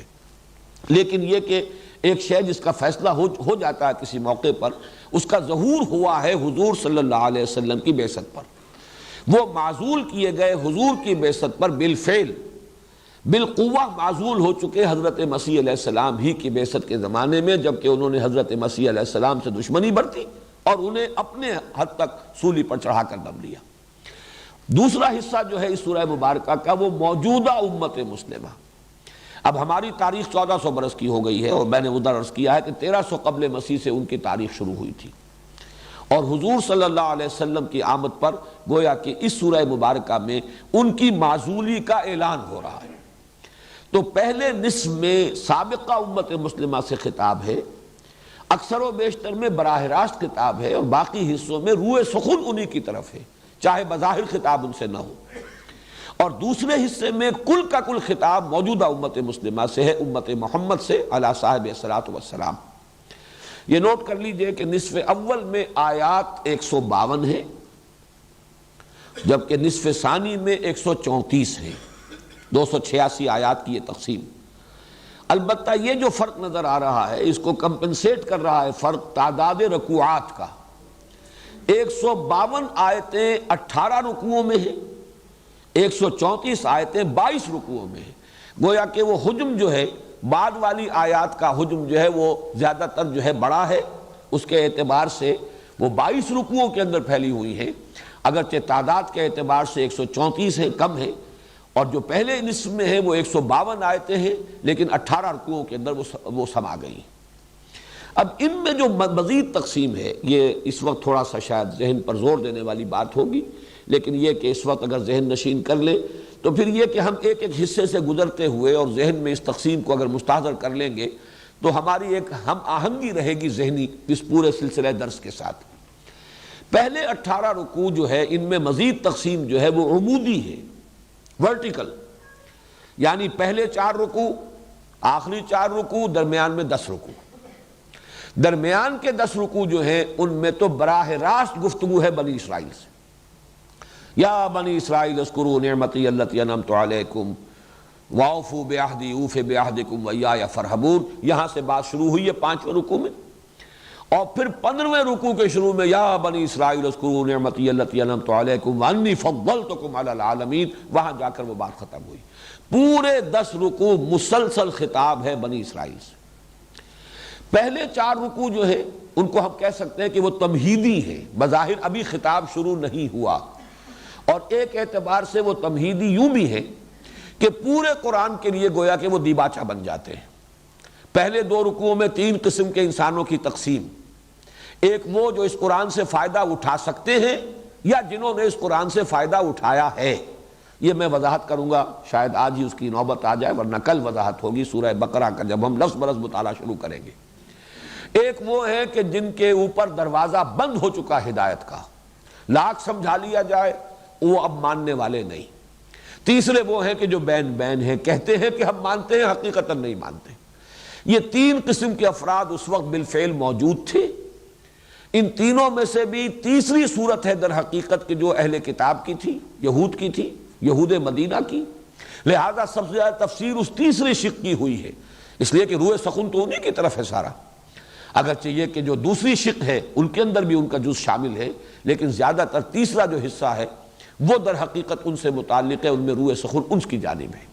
لیکن ایک اعتبار سے یہ ابدی اہمیت کے حامل ہیں کہ گویا کہ ان میں بیان کیا جا رہا ہے کہ کون لوگ ہیں جو قرآن کی ہدایت سے مستفید ہو سکیں گے، کون وہ ہیں کہ جن کے لیے اس کا دروازہ بند ہے، کون وہ ہیں کہ جو بین بین ہیں، کچھ استفادہ کرتے بھی ہیں، تھوڑا بہت راستہ چل بھی لیتے ہیں، لیکن یہ ہے کہ پھر وہ ٹھٹک کر کھڑے ہو جاتے ہیں، ہمت جواب دے جاتی ہے۔ ہمیشہ یہ 3 قسم کے لوگ دنیا میں رہے ہیں کسی بھی دعوت کے رد عمل پر۔ ایک وہ لوگ جنہوں نے اس دعوت کو قبول کیا اور ہر چہ بعد آباد پورے طور سے اس کے رنگ میں اپنے آپ کو رنگ لیا اور اس کے لیے اپنے آپ کو وقف کر دیا۔ ایک وہ جو اڑ گئے، کفر، عناد، دشمنی، ہٹ دھرمی، تعصب، اس کی وجہ سے رک گئے کہ کوئی دلیل، کوئی استشہاد، کوئی استدلال ان کے لیے مفید نہیں ہوا۔ ایک وہ کہ جو کچھ کسی درجے میں مان کر، لیکن یہ کہ پورے طور سے ماننا، ٹوٹل آئیڈنٹیفیکیشن اپنے آپ کی اس کے ساتھ کر لینا، یہ ان کے بس کا روگ نہیں ہوتا۔ یہ 3 قسم کے لوگ ہمیشہ تھے، ہمیشہ رہیں گے۔ اس اعتبار سے وہ گویا کہ یونیورسل ٹروتھ کے درجے میں ہے، لیکن چونکہ انہی کے پردے میں روح سخن ہے یہود کی طرف، اس اعتبار سے وہ نصف اول کے مضامین میں شامل ہے۔ بقیہ 2 رکوعوں میں جو دین کی بنیادی تعلیم ہے، اس کو نوٹ کیجئے، چونکہ جو 2/3 حصہ قرآن مجید کا تھا وہ تو نازل ہو چکا ہے سورہ بقرہ سے قبل، سورہ بقرہ تو ہجرت کے بعد نازل ہو رہی ہے، اور اس کو قرآن مجید میں بالکل شروع میں رکھا گیا ہے۔ جو دین کی بنیادی تعلیمات ہیں، جو عقائد ہیں، جو فلسفہ ہے، جو حکمت دین ہے، وہ تو پورا کا پورا آ چکا ہے مکی صورتوں میں۔ تو ضرورت پیش آئی اور یا حکمت خداوندی کا یہ تقاضا ہوا کہ اس کا خلاصہ اس سورہ بقرہ کے آغاز میں رکھ دیا جائے، تاکہ ایک عام قاری جب اسے پڑھ رہا ہو تو اس کے سامنے وہ مکی قرآن کے مضامین کا خلاصہ آ جائے، پھر وہ آگے بڑھے۔ تو 4 رکوع جو ابتدائی ہیں وہ اس اعتبار سے تمہیدی ہیں۔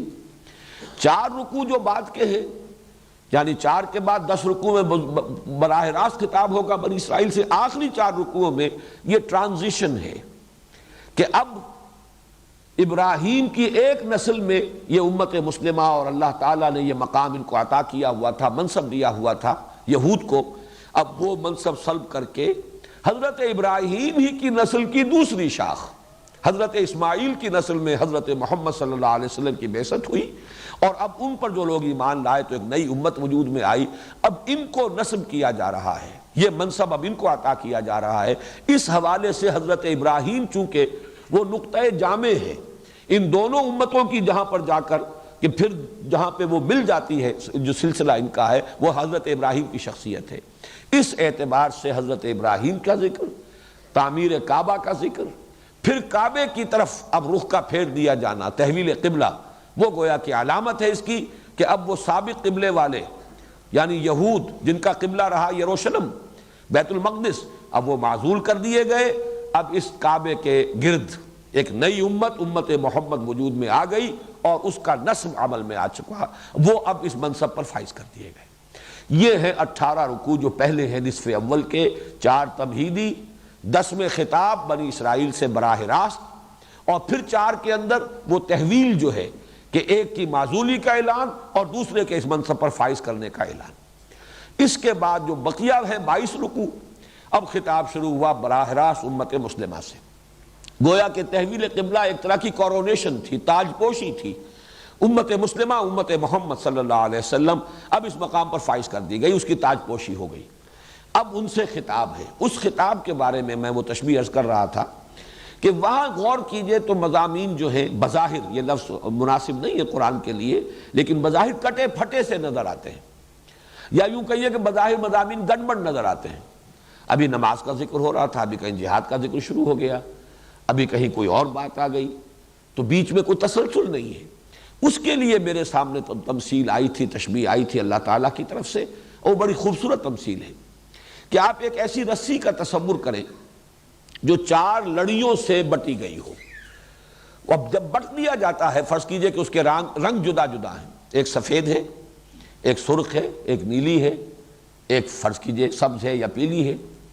جب ان کو بٹ دیا جائے گا تو کوئی رنگ بھی مسلسل نظر نہیں آئے گا، کٹے پھٹے نظر آئیں گے۔ اگر آپ ایک طرف سے دیکھیں گے تو سفید ہے، سرخ ہے، نیلا یا پیلا ہے، اور یا سبز ہے، پھر سفید ہے، سرخ ہے، پھر نیلا یا پیلا ہے، پھر سبز ہے۔ اس طریقے سے رنگ جو ہے کٹے پھٹے نظر آئیں گے۔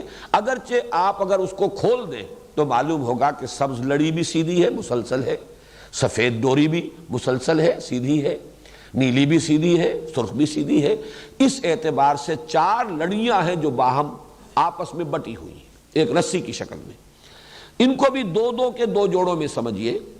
ایک ہے احکام شریعت، یہ کرو یہ نہ کرو، اور ایک ہے جہاد فی سبیل اللہ۔ پھر پہلے کے بھی 2 حصے ہیں، احکام شریعت میں عبادات ہیں اور معاملات ہیں، اور دوسری طرف جہاد میں انفاق یا جہاد بالمال بھی ہے اور قتال جہاد بالنفس بھی ہے۔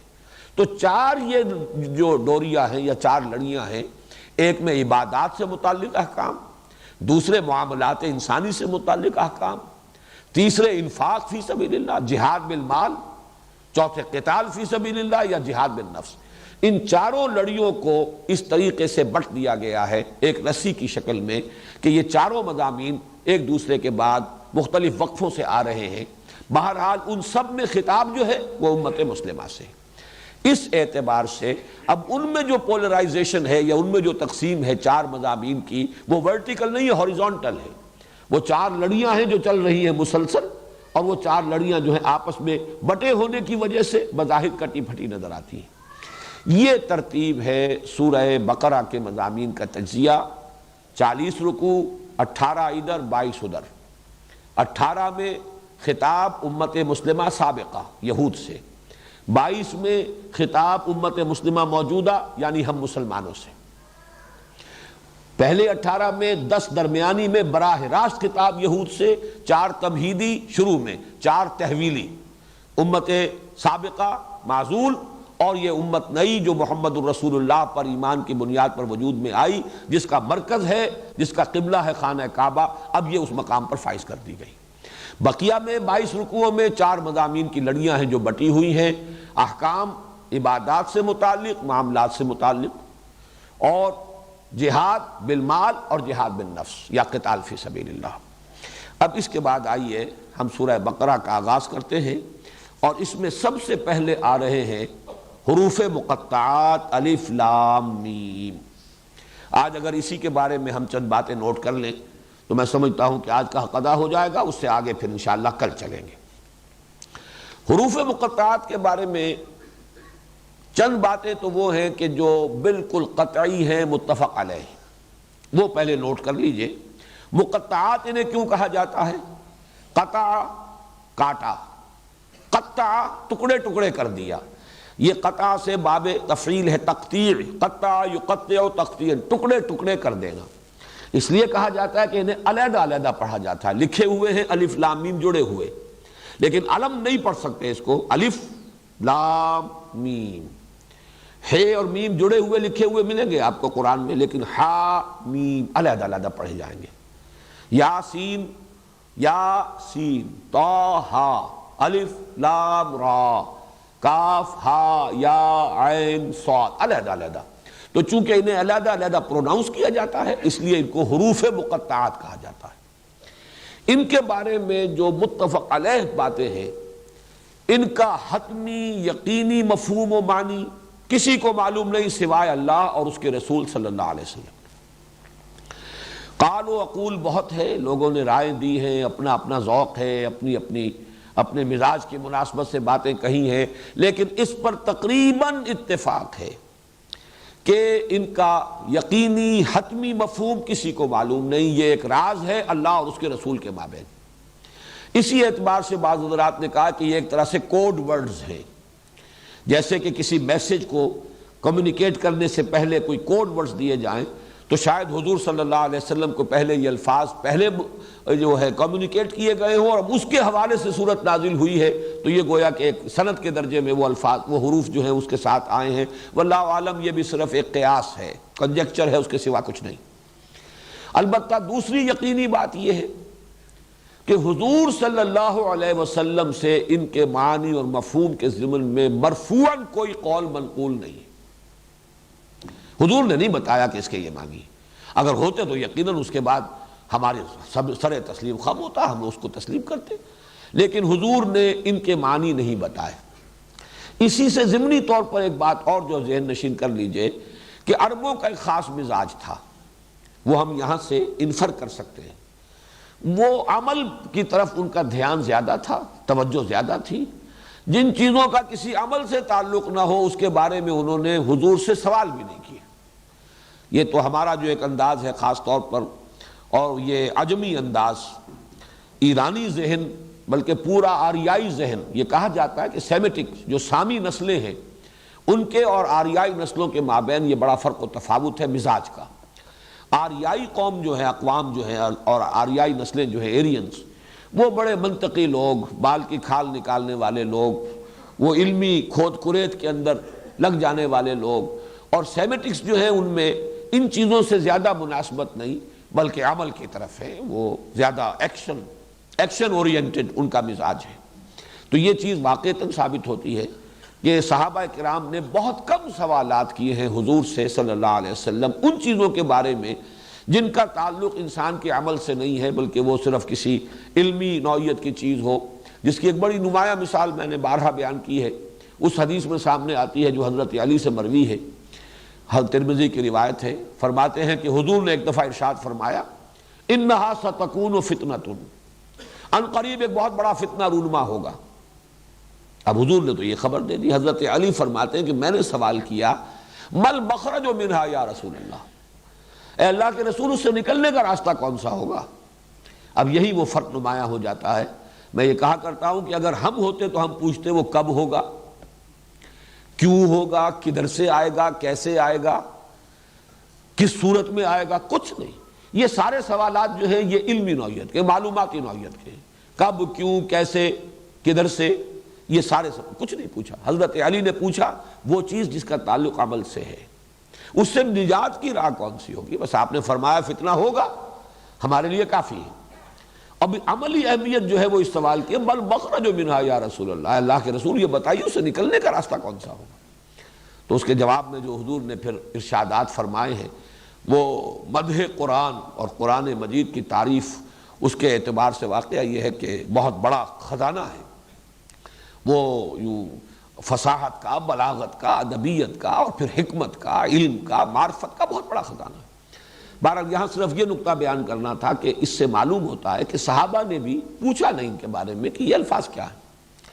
البتہ چوتھی چیز جو اسی سے متعلق پھر نتیجہ نکلا وہ یہ ہے کہ یقیناً یہ کوئی معروف اسلوب تھا عرب کا، ورنہ کوئی نہ کوئی سوال تو کرتے، صحابہ سوال نہ کرتے، چلیے تعظیماً نہ کرتے، یا یہ کہ چونکہ عمل سے متعلق ہے نہیں ہے لہذا نہ کرتے، لیکن یہ کہ لوگ تو اعتراض کرتے کہ یہ کیا الف لام میم، یہ کیا حامیم کاف ہا یا عین صاد، کیا معنی اس کے؟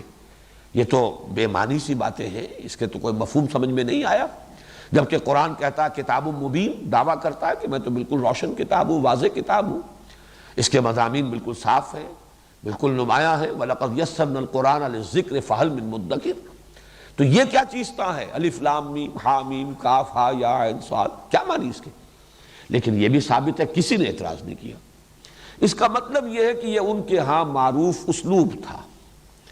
ان کے ہاں خطیب شاید خطبہ دیتے ہوئے پہلے اس طرح کے حروف کو بول کر، کوئی مناسبت بھی ہو سکتی ہے، وہ میں عرض کروں گا اس کے بارے میں کیا کیا مناسبتیں لوگوں نے اپنے جو بھی ذہن کی جو رسائی ہے اور جو بھی جولانی ہے فکر کی اس کے اعتبار سے بیان کیے ہیں. تو ہو سکتا ہے کہ اس زمانے میں یہ ایک معروف اسلوب ہو، اور اسی وجہ سے مشرکین نے، کفار نے، معاندین نے، دشمنوں نے کوئی اعتراض نہیں کیا. حالانکہ جیسے کہ تیسرے رکوع میں چل کر آ جائے گا، بعض اعتراضات انہوں نے کیے کہ یہ کیا ہے قرآن مجید میں مچھر کی تشبیہ دی جا رہی ہے، مچھر تو بڑی حقیر شے ہے، کہیں مکڑی کی تشبیہ دے دی گئی ہے. اس کا جواب دیا گیا کہ تشبیہ کا حسن تو اس میں ہوتا ہے کہ جس چیز کے لیے تشبیہ ہے اس کے ساتھ مناسبت ہے کہ نہیں ہے، نہ یہ کہ کوئی شے حقیر ہے. کسی حقیر شے کی تشبیہ دینی ہے تو حقیر شے سے دی جائے گی تاکہ اس کا جو حقیر ہونا ہے وہ پوری طریقے سے مبرہن ہو جائے. یہ جواب دیا گیا. لیکن یہ کہ اعتراض کیا گیا نا. لیکن یہاں یہ ہے کہ ان حروف مقطعات کے استعمال پر اور ان کے قرآن مجید میں یعنی وحی میں شامل کیے جانے پر کوئی اعتراض بھی منقول نہیں ہے. یہ چار چیزیں تو ہیں متفق علیہ. باقی جو چیزیں ہیں کہ کیا کیا اس کے معانی اور مفاہیم کے بارے میں آراء ظاہر کی گئی ہیں، میں ان کو آپ کے سامنے رکھنے سے پہلے ذرا کچھ سٹیٹسٹکس ہیں، اعداد و شمار، یہ ذرا دلچسپ ہے. یہ تو میں نہیں کہتا کہ ان کے معانی اور مفاہیم پر ان سے کوئی روشنی پڑتی ہے، لیکن یہ ہے کہ یہ اگر سامنے ہو تو ہو سکتا ہے کہ یہ بھی ان چیزوں میں سے ہوں حروف مقطعات جن کے حقائق شاید آئندہ چل کر روشن ہو جائیں. جیسے کہ وہ آیت مبارکہ میں نے تعارف قرآن کے ضمن میں بار بار پڑھی تھی، سنریہم آیاتنا فی الآفاق وفی انفسہم حتی یتبین لہم انہ الحق. ہم اس اپنی نشانیاں واضح کریں گے، کھولتے رہیں گے اور دکھاتے رہیں گے ان کو آفاق میں بھی انفس میں بھی، یہاں تک کہ یہ بات واضح ہو جائے گی، ان پر مبرہن ہو جائے گی کہ یہ قرآن حق ہے. تو ہو سکتا ہے کہ ان حروف کے حوالے سے بھی کوئی حقیقت بعد میں ایسی سامنے آ جائے جس سے قرآن مجید کی حقانیت جو ہے اور مبرہن ہو جائے. اس کا امکان موجود ہے. لیکن یہ امکان اگر ہے تو اسی شکل میں کہ اس کے کچھ اعداد و شمار جو ہے، کچھ ڈیٹا جو ہے وہ سامنے رہے تاکہ غور کرنے والے غور کرتے رہیں. اور اس حوالے سے بھی ایک بات کہی گئی ہے ماضی قریب میں، اس کا بھی میں تذکرہ بعد میں کروں گا. تو یہ سٹیٹسٹکس جو ہے وہ ذرا نوٹ کر لیجئے، اور اس میں عربی زبان کی فقہ اللغہ کے اعتبار سے بھی بعض مضامین اہم ہیں. دیکھیے یہ حروف مقطعات جو ہے ظاہر بات ہے حروف ہجا ہیں. وہ جو تختی ہے حروف ہجا کی، الف با تا سا جیم ہا خا دال، وہ یا تک جائے گی، یہ تختی ہے. عربی زبان کے جو حروف ہجا ہیں ان کے بارے میں ایک اختلاف ہے کہ تعداد 28 ہے یا 29 ہے. یہ دونوں جو ہیں عدد مانے جاتے ہیں. کس اعتبار سے؟ الف تو ایک حرف ہے، شروع کا پہلا حرف ہے. حمزہ کو بھی اگر حرف علیحدہ گنا جائے تو یہ 29 بن جائیں گے، اور حمزہ کو شمار نہ کیا جائے تو یہ 28 رہ جائیں گے. حمزہ اصل میں ہے کیا؟ الف پر ہی اگر زبر لگ جائے آ تو اب یہ حمزہ ہو گیا، یہ الف نہیں ہے. زیر لگ جائے ای، یہ بھی حمزہ ہوگا، یہ بھی الف نہیں ہے. پیش لگ جائے او تو یہ بھی حمزہ ہے، الف نہیں ہے. جزم ہو جیسے بے با، با یعنی با کے بعد الف ہے لیکن جزم لگ گیا با تو یہ بھی حمزہ ہے.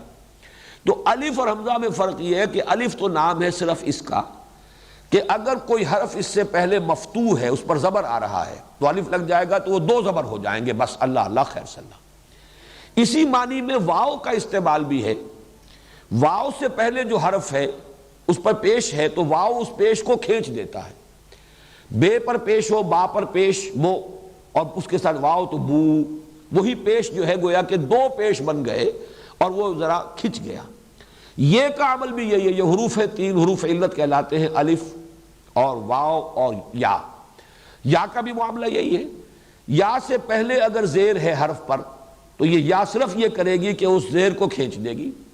بے زیر یہ بی، وہ گویا کہ اگر صرف زیر ہوتا تو بے اور یہ ساتھ لگ گیا تو بی. اس معنی میں الف بھی در حقیقت اپنے حرف ما قبل پر اگر زبر ہو تو اسے تھوڑا سا کھینچ کر اور ایک زبر کا اور اضافی فائدہ ہو جاتا ہے. لیکن یا اور واو میں یہ ہے کہ اس پر جزم بھی آئے گا، اس پر زبر بھی آئے گا، زیر بھی آئے گا، پیش بھی آئے گا، پھر بھی اسے وا کہیں گے. الف پر جزم آ جائے، زبر آ جائے، زیر آ جائے، پیش آ جائے تو اس کو الف نہیں کہتے، ہم حمزہ کہتے ہیں. تو یہ ذرا فرق ذہن میں رکھیے، الف ورسس حمزہ. یہ جو حروف ہجا ہیں عربی کے، اس کے اعتبار سے اس کو سمجھ. اسی لیے حمزۃ الوصل کہتے ہیں. جہاں پر الف لگا ہوتا ہے، یا الف لام جو ہے، اب اس کا بھی ہم کہتے ہیں یہ لام تعریف، اور اس کے اندر وہ حمزہ جو ہے اس کو شمار ہی نہیں کرتے، الف کو شمار ہی نہیں کرتے، اس لیے کہ وہ حمزہ وصل ہے، لیکن اس کو حمزہ کہتے ہیں، الف نہیں کہتے۔ دوسری بات یہ نوٹ کیجئے کہ یہ جو 28 یا 29 حروف ہیں، بلکہ میں اب 28 کے اعتبار سے تقسیم کر رہا ہوں، ان کی پوری تختی کو 3 میں تقسیم کر لیں۔ درمیان میں 5 جوڑے ہیں تو 6، جن میں سے ہر جوڑے کے اندر ایک حرف ہے نقطے والا، ایک بغیر نقطے کے۔ دال زال، فرق کیا ہے؟ صرف نقطے کا۔ را زا، فرق کیا ہے؟ صرف نقطے کا۔ سین شین، یہاں پہ ایک کی بجائے 3 نقطے لگ گئے، لیکن فرق وہی ہے۔ صاد ضاد، وہی ایک نقطہ۔ طا ظا، ایک نقطے کا فرق۔ عین غین، ایک نقطے کا فرق۔ یہ ویسے تو 6 جوڑے ہیں، لیکن ان میں سے دال زال کو ذرا علیحدہ کر دیجئے تو را سے لے کر اور غین تک یہ 10 حروف درمیانی کی تختی ہے۔ ان میں یہ نوٹ کر لیجئے کہ ان میں سے نقطے والا حرف نہیں لیا گیا حروف مقطعات میں، بغیر نقطے کا لیا گیا ہے۔ را ہے، زا نہیں ہے، سین ہے، شین نہیں ہے، صاد ہے، ضاد نہیں ہے، طا ہے، ظا نہیں ہے، عین ہے، غین نہیں ہے۔ ان 5 جوڑوں میں سے 5 حروف جو نقطوں کے بغیر ہیں وہ حروف مقطعات میں شامل ہیں، اور جو نقطے والے ہیں وہ نہیں ہیں۔ کیوں نہیں ہے مجھے نہیں معلوم، لیکن صرف ایک آبزرویشن ہے، مشاہدہ ہے، یہ اس کی ایک جس کو میں کہہ رہا ہوں کہ یہ اعداد و شمار ہے، سامنے رہے تو شاید اس کے حوالے سے اگر غور کیا جائے تو کوئی حقیقت بعد میں کھل جائے، واللہ عالم۔ اب ادھر 9 حروف رہ گئے، الف با تا سا جیم ہا خا دال زال۔ ان میں سے صرف 2 حروف ہیں، الف اور ہا۔ 7 حروف اس میں سے نہیں آئے، حروف مقطعات میں شامل نہیں۔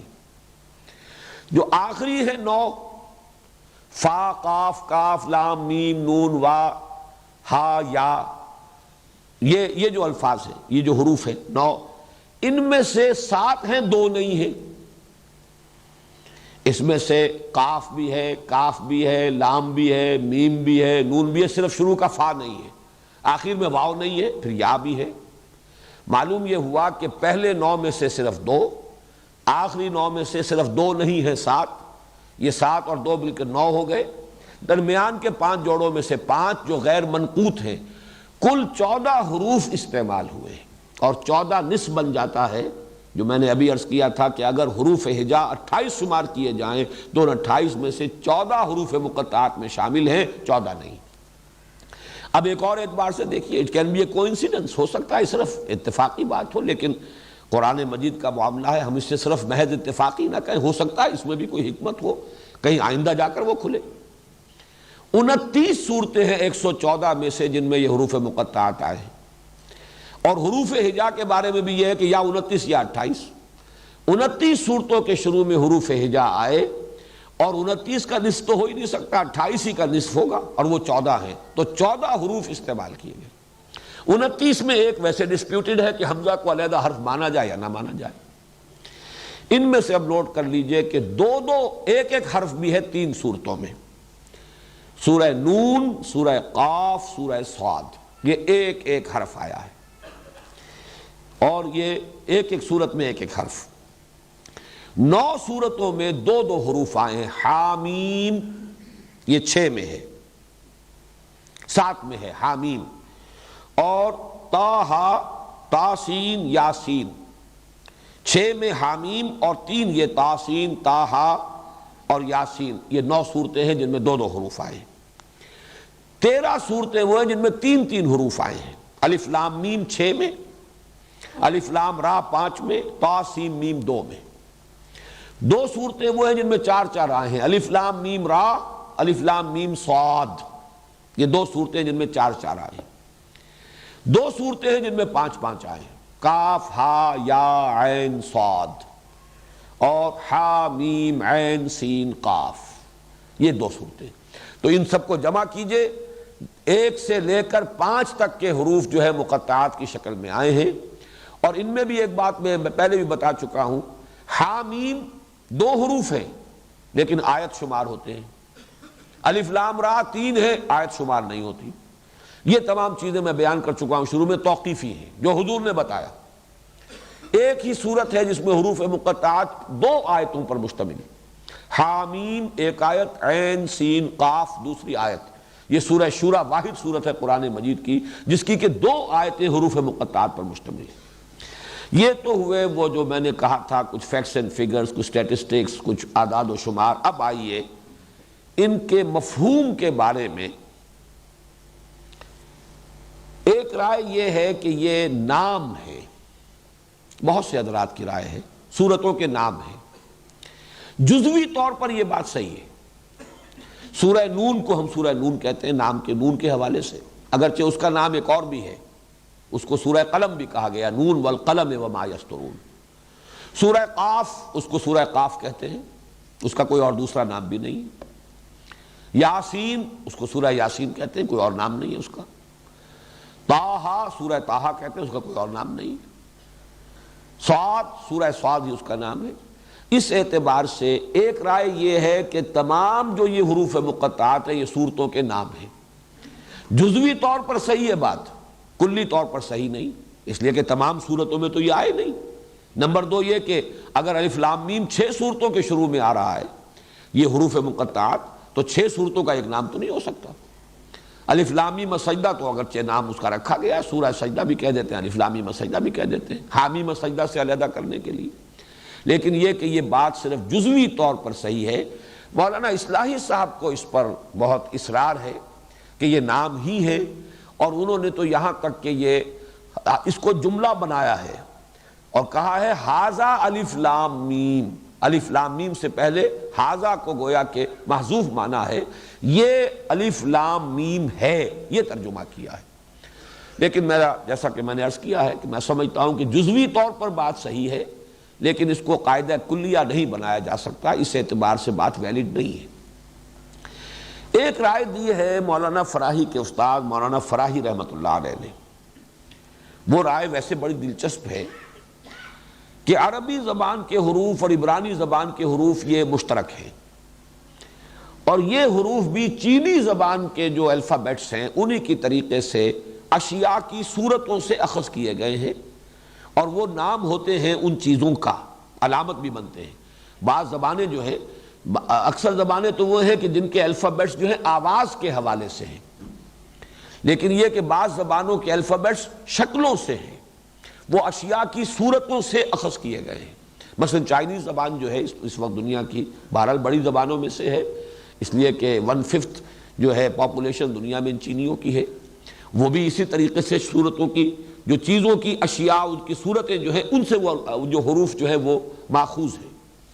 تو مولانا فراہی کی تحقیق یہ ہے کہ عربی اور عبرانی کے حروف الفابیٹس جو ہیں یہ بھی اشیاء کی صورتوں سے۔ الف کچھ گائے کے سر کے مانند لکھا جاتا تھا، اور اس سے مراد بھی گائے ہے۔ بے کو بیت، بیت الفابیٹ جو آپ کہتے ہیں، الفابیٹ الف بیت، یہ بیت کیا ہے؟ یہ عبرانی کا بیت ہے، اور یہ بیت کیا ہے؟ گھر، بیت۔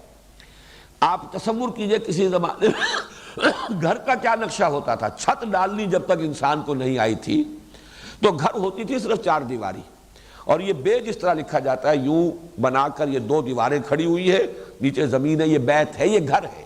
با در حقیقت ریپرزنٹ کرتا ہے بیت کو، یعنی گھر کو۔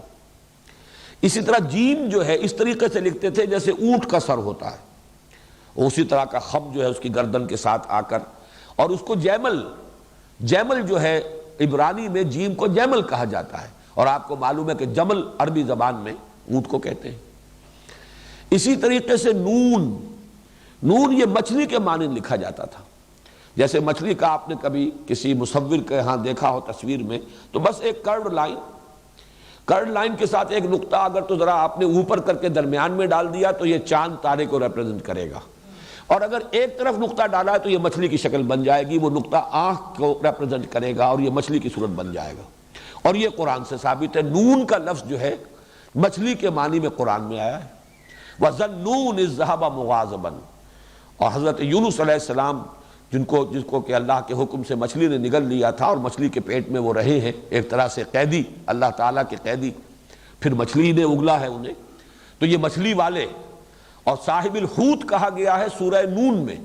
سورہ نون کے آخر میں حضرت یونس علیہ السلام کا ذکر آ رہا ہے صاحب الحوت، فاصبر لحکم ربک ولا تکن کصاحب الحوت اذ نادی وہو مکظوم، اور صاحب الحوت مچھلی والا، اور سورت شروع ہو رہی ہے نون والقلم وما یسطرون، گویا کہ مناسبت ہے، آخر میں صاحب الحوت ذو النون کا ذکر ہو رہا ہے اور نون سے سورت شروع ہوئی ہے۔ اسی طرح مولانا فرائی کا کہنا ہے کہ توئے جو لکھتے تھے یہ عبرانی زبان میں، تا جو ہے یہ سانپ کو ریپرزنٹ کرتی ہے، توئے، تا جسے ہم کہیں گے عربی کے اعتبار سے، اردو میں توئے کہتے ہیں۔ جیسے کوبرا کبھی آپ نے دیکھا ہو، اس نے پھن اٹھایا ہوا ہو تو ایک اس کا دھڑ کا حصہ جو ہے اٹھا ہوا ہے، اوپر پھن ہے اور نیچے کنڈلی ہے، تو تا جو ہے در حقیقت وہ ایک طریقے سے ریپرزنٹ کرتا ہے سانپ کو۔ اور یہ بھی بات ہے صحیح، جن صورتوں میں حضرت موسیٰ علیہ السلام کے حالات جو ہیں خصوصاً ذکر کیے گئے ہیں، ان میں شروع میں جو حروف آئے ہیں وہ تا کے ساتھ ہیں، تاہا تو تقریباً جو اس کے 5 رکوع ہیں وہ حضرت موسیٰ علیہ السلام کے حالات پر ہے، اور ان کا سب سے بڑا معجزہ یہی تھا کہ ان کی لاٹھی جو ہے وہ سانپ کی شکل اختیار کر لیتی تھی۔ تو یہ ایک مناسبت سی نظر آ رہی ہے اس کے اندر۔ تو یہ مختلف چیزیں ایسی ہیں کہ جو انہوں نے، میم وہ کہتے ہیں کہ پانی کی لہر، میم جیسے لکھی جاتی ہے، وہ میم پڑی میم، ایک تو وہ نیچے کھڑی میم جو ہوتی ہے اس کا نیچے آپ لے جاتے ہیں ڈنڈا، لیکن عام طور پر میم جو ہے عربی زبان کی وہ پڑی میم جو ہے ایک طرف کنڈی سی ہے اور دوسری طرف وہ اس کا وہ بازو تقریباً ہاریزونٹل جو جاتا ہے، یہ سمندر کی لہر کے مانند۔ اس میں بھی وہ صورتیں کہ جن میں حضرت موسیٰ علیہ السلام کے عصا سے سمندر کا پھٹ جانا جو ہے اس کا تذکرہ ہے، اس کے شروع میں الف لام میم طا سین میم، ان صورتوں میں میم کا جو ہے حرف آیا ہے۔ تو یہ بھی میں سمجھتا ہوں کہ ایک درجے میں دلچسپی کی بات ہے، ایک مناسبت بعض حروف میں تو یقیناً نظر آ رہی ہے، نون کی سورہ نون کے ساتھ مناسبت، تا کی تا ہا تا سین میم کے ساتھ مناسبت، یہ کافی سمجھ میں آنے والی باتیں ہیں، لیکن اس پر بھی تمام چیزیں جو ہیں وہ ایکسپلین نہیں کی جا سکتی، اسے بھی قاعدہ کلیہ جو ہے پوری بات اس کے اندر نہیں سمجھی جا سکتی۔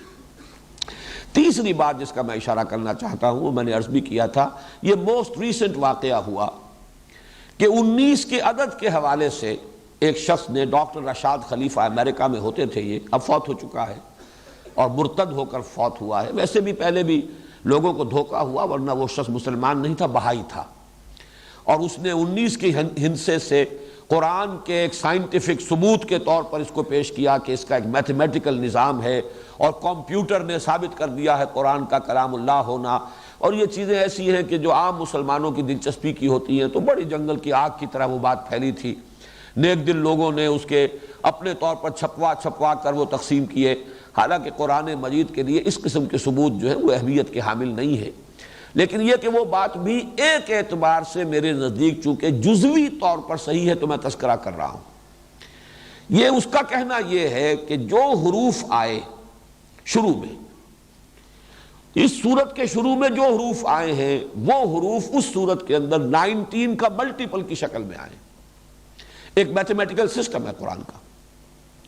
اس کی بدبختی یہ ہوئی کہ یہ اصول اس نے ایسا قطعی قرار دے دیا کہ جہاں یہ فٹ نہیں بیٹھا اس نے کہا یہ قرآن کی صورت ہی در حقیقت غلط ہے، اس کی یہ 2 آیتیں، تو جہاں بھی یہ چیز اس کا نظام میتھمیٹیکل نظام ہے وہ فٹ نہیں بیٹھا، اس نے اس کو کہا کہ یہ قرآن مجید میں بعد میں اضافہ ہوا ہے یا یہ محفوظ نہیں ہے، قرآن کی غیر محفوظیت کی بات کر کے اس نے، اور پھر اس بدبخت نے نبوت کا دعویٰ بھی کیا، اور پھر وہ قتل کیا گیا، کسی شخص نے اسے قتل کر دیا۔ یہ رشاد خلیفہ کا حشر جو ہے وہ ہو چکا ہے، ورنہ قرآن مجید پر اس نے بڑا شدید حملہ کیا تھا، پہلے ایک چیپ پاپولیرٹی حاصل کی اس حوالے سے، اور اس کے بعد جو ہے اس نے وہ اپنی نبوت کی دکان چمکائی اور قرآن مجید کے غیر محفوظ ہونے کا ایک دعویٰ لے کر کھڑا ہو گیا۔ بہرحال وہ تو اس دنیا کے اعتبار سے تو کیفر کردار کو پہنچ چکا ہے، آخرت میں اللہ تعالیٰ جو بھی اس کے ساتھ معاملہ کرے، لیکن یہ نوٹ کر لیجئے کہ یہ بات بھی میں نے محسوس کیا تھا کہ جزوی طور پر صحیح ہے، خاص طور پر سورہ قاف میں، سورہ قاف جو شروع ہوتی ہے قاف والقرآن المجید سے، 57 مرتبہ آیا ہے حرف قاف، یہ میں نے گنتی بھی کی ہے۔ اصل میں بڑی صورتوں کا تو بڑا مشکل ہے، آدمی اسی کام کے لیے بیٹھ جائے وہ حروف کی گنتی کرے، لیکن یہ کہ بہت سے حضرات نے یہ کام کیا، تنقیدیں بھی کی، ثابت بھی کیا کہ اس نے جھوٹ بھی بولا ہے، غلط اعداد و شمار بھی دیے ہیں، لیکن یہ سورہ قاف میں مجھے ایک کافی اس کی بات جو ہے وزنی نظر آئی کہ 57 مرتبہ آیا ہے، اور ایک جگہ پر قوم لوط کی بجائے اخوان و لوط آیا ہے۔ پورے قرآن میں حضرت لوط علیہ السلام کا جہاں ذکر ہوا ہے کہیں اخوان و لوط نہیں آیا، قوم لوط آیا ہے۔ سورہ قاف میں قوم اگر آ جاتا لوط کے ساتھ بھی تو یہ حرف جو ہے قاف سورہ قاف کے اندر 58 مرتبہ ہو جاتا اور وہ ملٹیپل نہ رہتا 19 کا۔ اس اعتبار سے بعض جگہوں پر یہ بات بھی ایک جزوی حقیقت ہو سکتی ہے۔ اس نے بڑی ایک طرح سے کنونسنگ ایک قرآن مجید سے استشہاد بھی کیا تھا، علیہا 19، یہ سورہ مدثر میں جو آیت آئی ہے کہ جہنم پر جو فرشتے یا جو اس کے نگران ہیں، پہرے دار ہیں، وہ 19 ہیں، 19 فرشتے کہیں، سرہنگ کہیں، جو بھی وہاں کے ذمہ دار نگران ہیں 19 ہیں، علیہا 19۔ اب یہ 19 کا لفظ وہاں پر آیا ہے، اس نے کہا قرآن مجید کو بھی گارڈ کر رہا ہے 19 کا ہندسہ، یہ اس اعتبار سے اس نے بات شروع کی۔ لیکن یہ کہ اول تو مجھے اس کی بات پہلے غلط محسوس ہوئی، اس نے کہا آیت بسم اللہ کے 19 حروف ہیں، حالانکہ وہ 19 حروف نہیں بنتے۔ وہیں پر اس کا در حقیقت بات کا غلط ہونا تو مجھ پر تو ثابت ہو گیا تھا، لہذا میں نے اس کی بات کو زیادہ سیریسلی لیا ہی نہیں۔ البتہ آج کی دنیا میں چونکہ ایک بہت بڑی معروف شخصیت ہے شیخ احمد دیدات، اور وہ عیسائیت کی تردید میں اور مناظرے جو انہوں نے کامیاب کیے ہیں عیسائی علماء سے اور پادریوں سے، اس میں جو انہیں اللہ نے کامیابیاں دی ہیں، اس کی وجہ سے وہ بہت پاپولر ہیں، بہت یعنی دنیا کے اندر عالم اسلام میں وہ بہت زیادہ متاثر ہو گئے تھے اس سے رشاد سے، اور انہوں نے اس خیال کو بہت پھیلایا ہے۔ الحمدللہ کہ اس درجے میں کبھی بھی میں قائل نہیں ہوا اور نہ میں نے اس کو اس انداز سے پھیلایا۔ بعد میں بہرحال انہوں نے بھی پھر اپنا وہ جو رجوع کرنا اور توبہ، انہوں نے خط لکھا کہ میں مغالطے میں تھا اس شخص کے بارے میں، اور اس سے انہوں نے اعلان برات کیا ہے۔ لیکن الحمدللہ کہ میں نے یہ تو سمجھا کہ کوئی جزوی حقیقت یہ بھی ہے جس کے کہیں ڈانڈے مل جائیں گے کہیں چل کر، باقی اس سے زیادہ اس کی اہمیت میں نے کبھی نہیں دی تھی۔ اس وقت بھی میں صرف اس کا تذکرہ اس اعتبار سے کر رہا ہوں کہ کم سے کم سورہ قاف میں جزوی طور پر جہاں نام ہونا بھی جزوی طور پر صحیح ہے، جہاں مولانا فراہی کا نظریہ بھی جزوی طور پر اپلیکیبل ہے، وہاں یہ بھی ایک پہلو ہے 19 کا ہندسہ، اور سورہ قاف کی مثال میرے نزدیک جو ہے وہ بڑی اہم ہے۔ اس میں اب آخری بات جو میں کہنا چاہ رہا ہوں وہ یہ ہے، اور یہ بڑی مثال ہے اس کی، کہ چاہے حبر الامہ کا قول ہے لیکن اسے بھی امت میں قبول حاصل نہیں ہوا۔ حبر الامہ حضرت عبداللہ ابن عباس رضی اللہ تعالی عنہما، آپ کو معلوم ہے کہ علم تفسیر کے اندر ان کا بڑا اونچا مقام ہے صحابہ میں۔ حضور نے اس کے لیے خاص دعا کی تھی حضرت ابن عباس کے لیے رضی اللہ تعالی عنہما، اللہم فقہہ فی الدین وعلمہ التاویل، اے اللہ اپنے اس نوجوان، اپنے اس بندے کو دین کا فہم عطا فرما اور قرآن کی تاویل کا علم عطا فرما۔ تو حبر الامہ کہلاتے ہیں وہ کہ اکثر جو تفسیری روایات ہیں وہ حضرت ابن عباس ہی سے چلتی ہیں، انہی کے 4-5 وہ جو اہم شاگرد ہیں، اکرمہ بھی ہیں اور مختلف حضرات ہیں، مجاہد ہیں، وہ انہی کے گویا کے شاگردوں میں سے ہیں۔ انہوں نے ایک رائے ظاہر کی کہ یہ جو حروف مقطعات ہیں یہ جملوں کا مخفف ہے، جملوں کی مخفف صورت ہے۔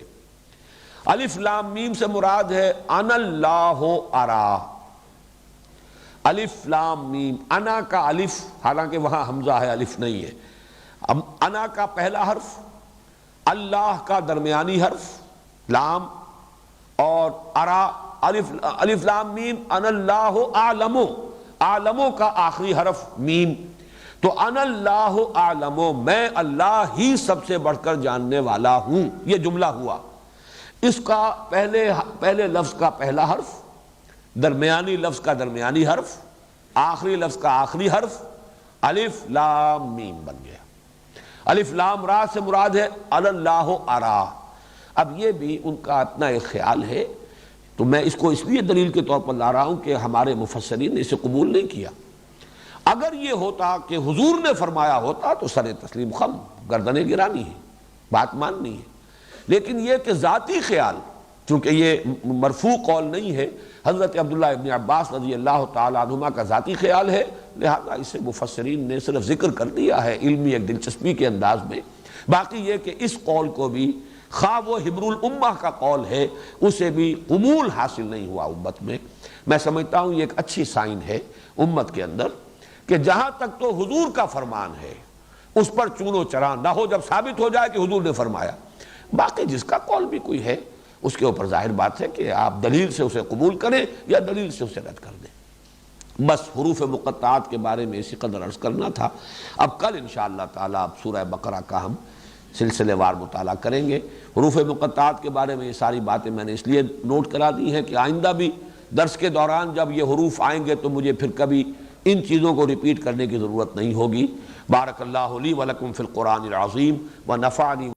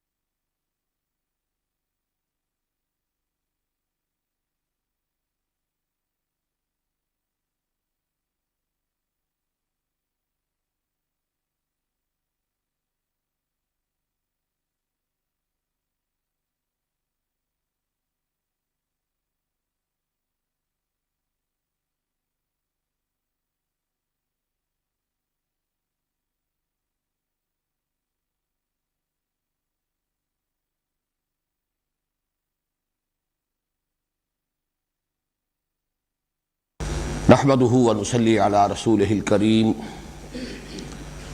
اما بعد فاعوذ بالله من الشيطان الرجيم بسم الله الرحمن الرحيم الف لام میم ذلك الكتاب لا ريب فيه هدى للمتقين الف لام میم ذلك الكتاب لا ريب فيه هدى للمتقين الذين يؤمنون بالغيب ويقيمون الصلاة ومما رزقناهم ينفقون والذين يؤمنون بما أنزل إليك وما أنزل من قبلك وبالآخرة هم يوقنون اولئک علی ھدی من ربہم واولئک ھم المفلحون ان الذین کفروا سواء علیہم اانذرتہم ام لم تنذرہم لا یؤمنون ختم اللہ علی قلوبہم وعلی سمعہم وعلی ابصارہم غشاوہ وَلَهُمْ عَذَابٌ عَظِيمٌ صدق اللہ العظیم۔ رب اشرح لی صدری ویسر لی امری واحلل عقدۃ من لسانی یفقہوا قولی۔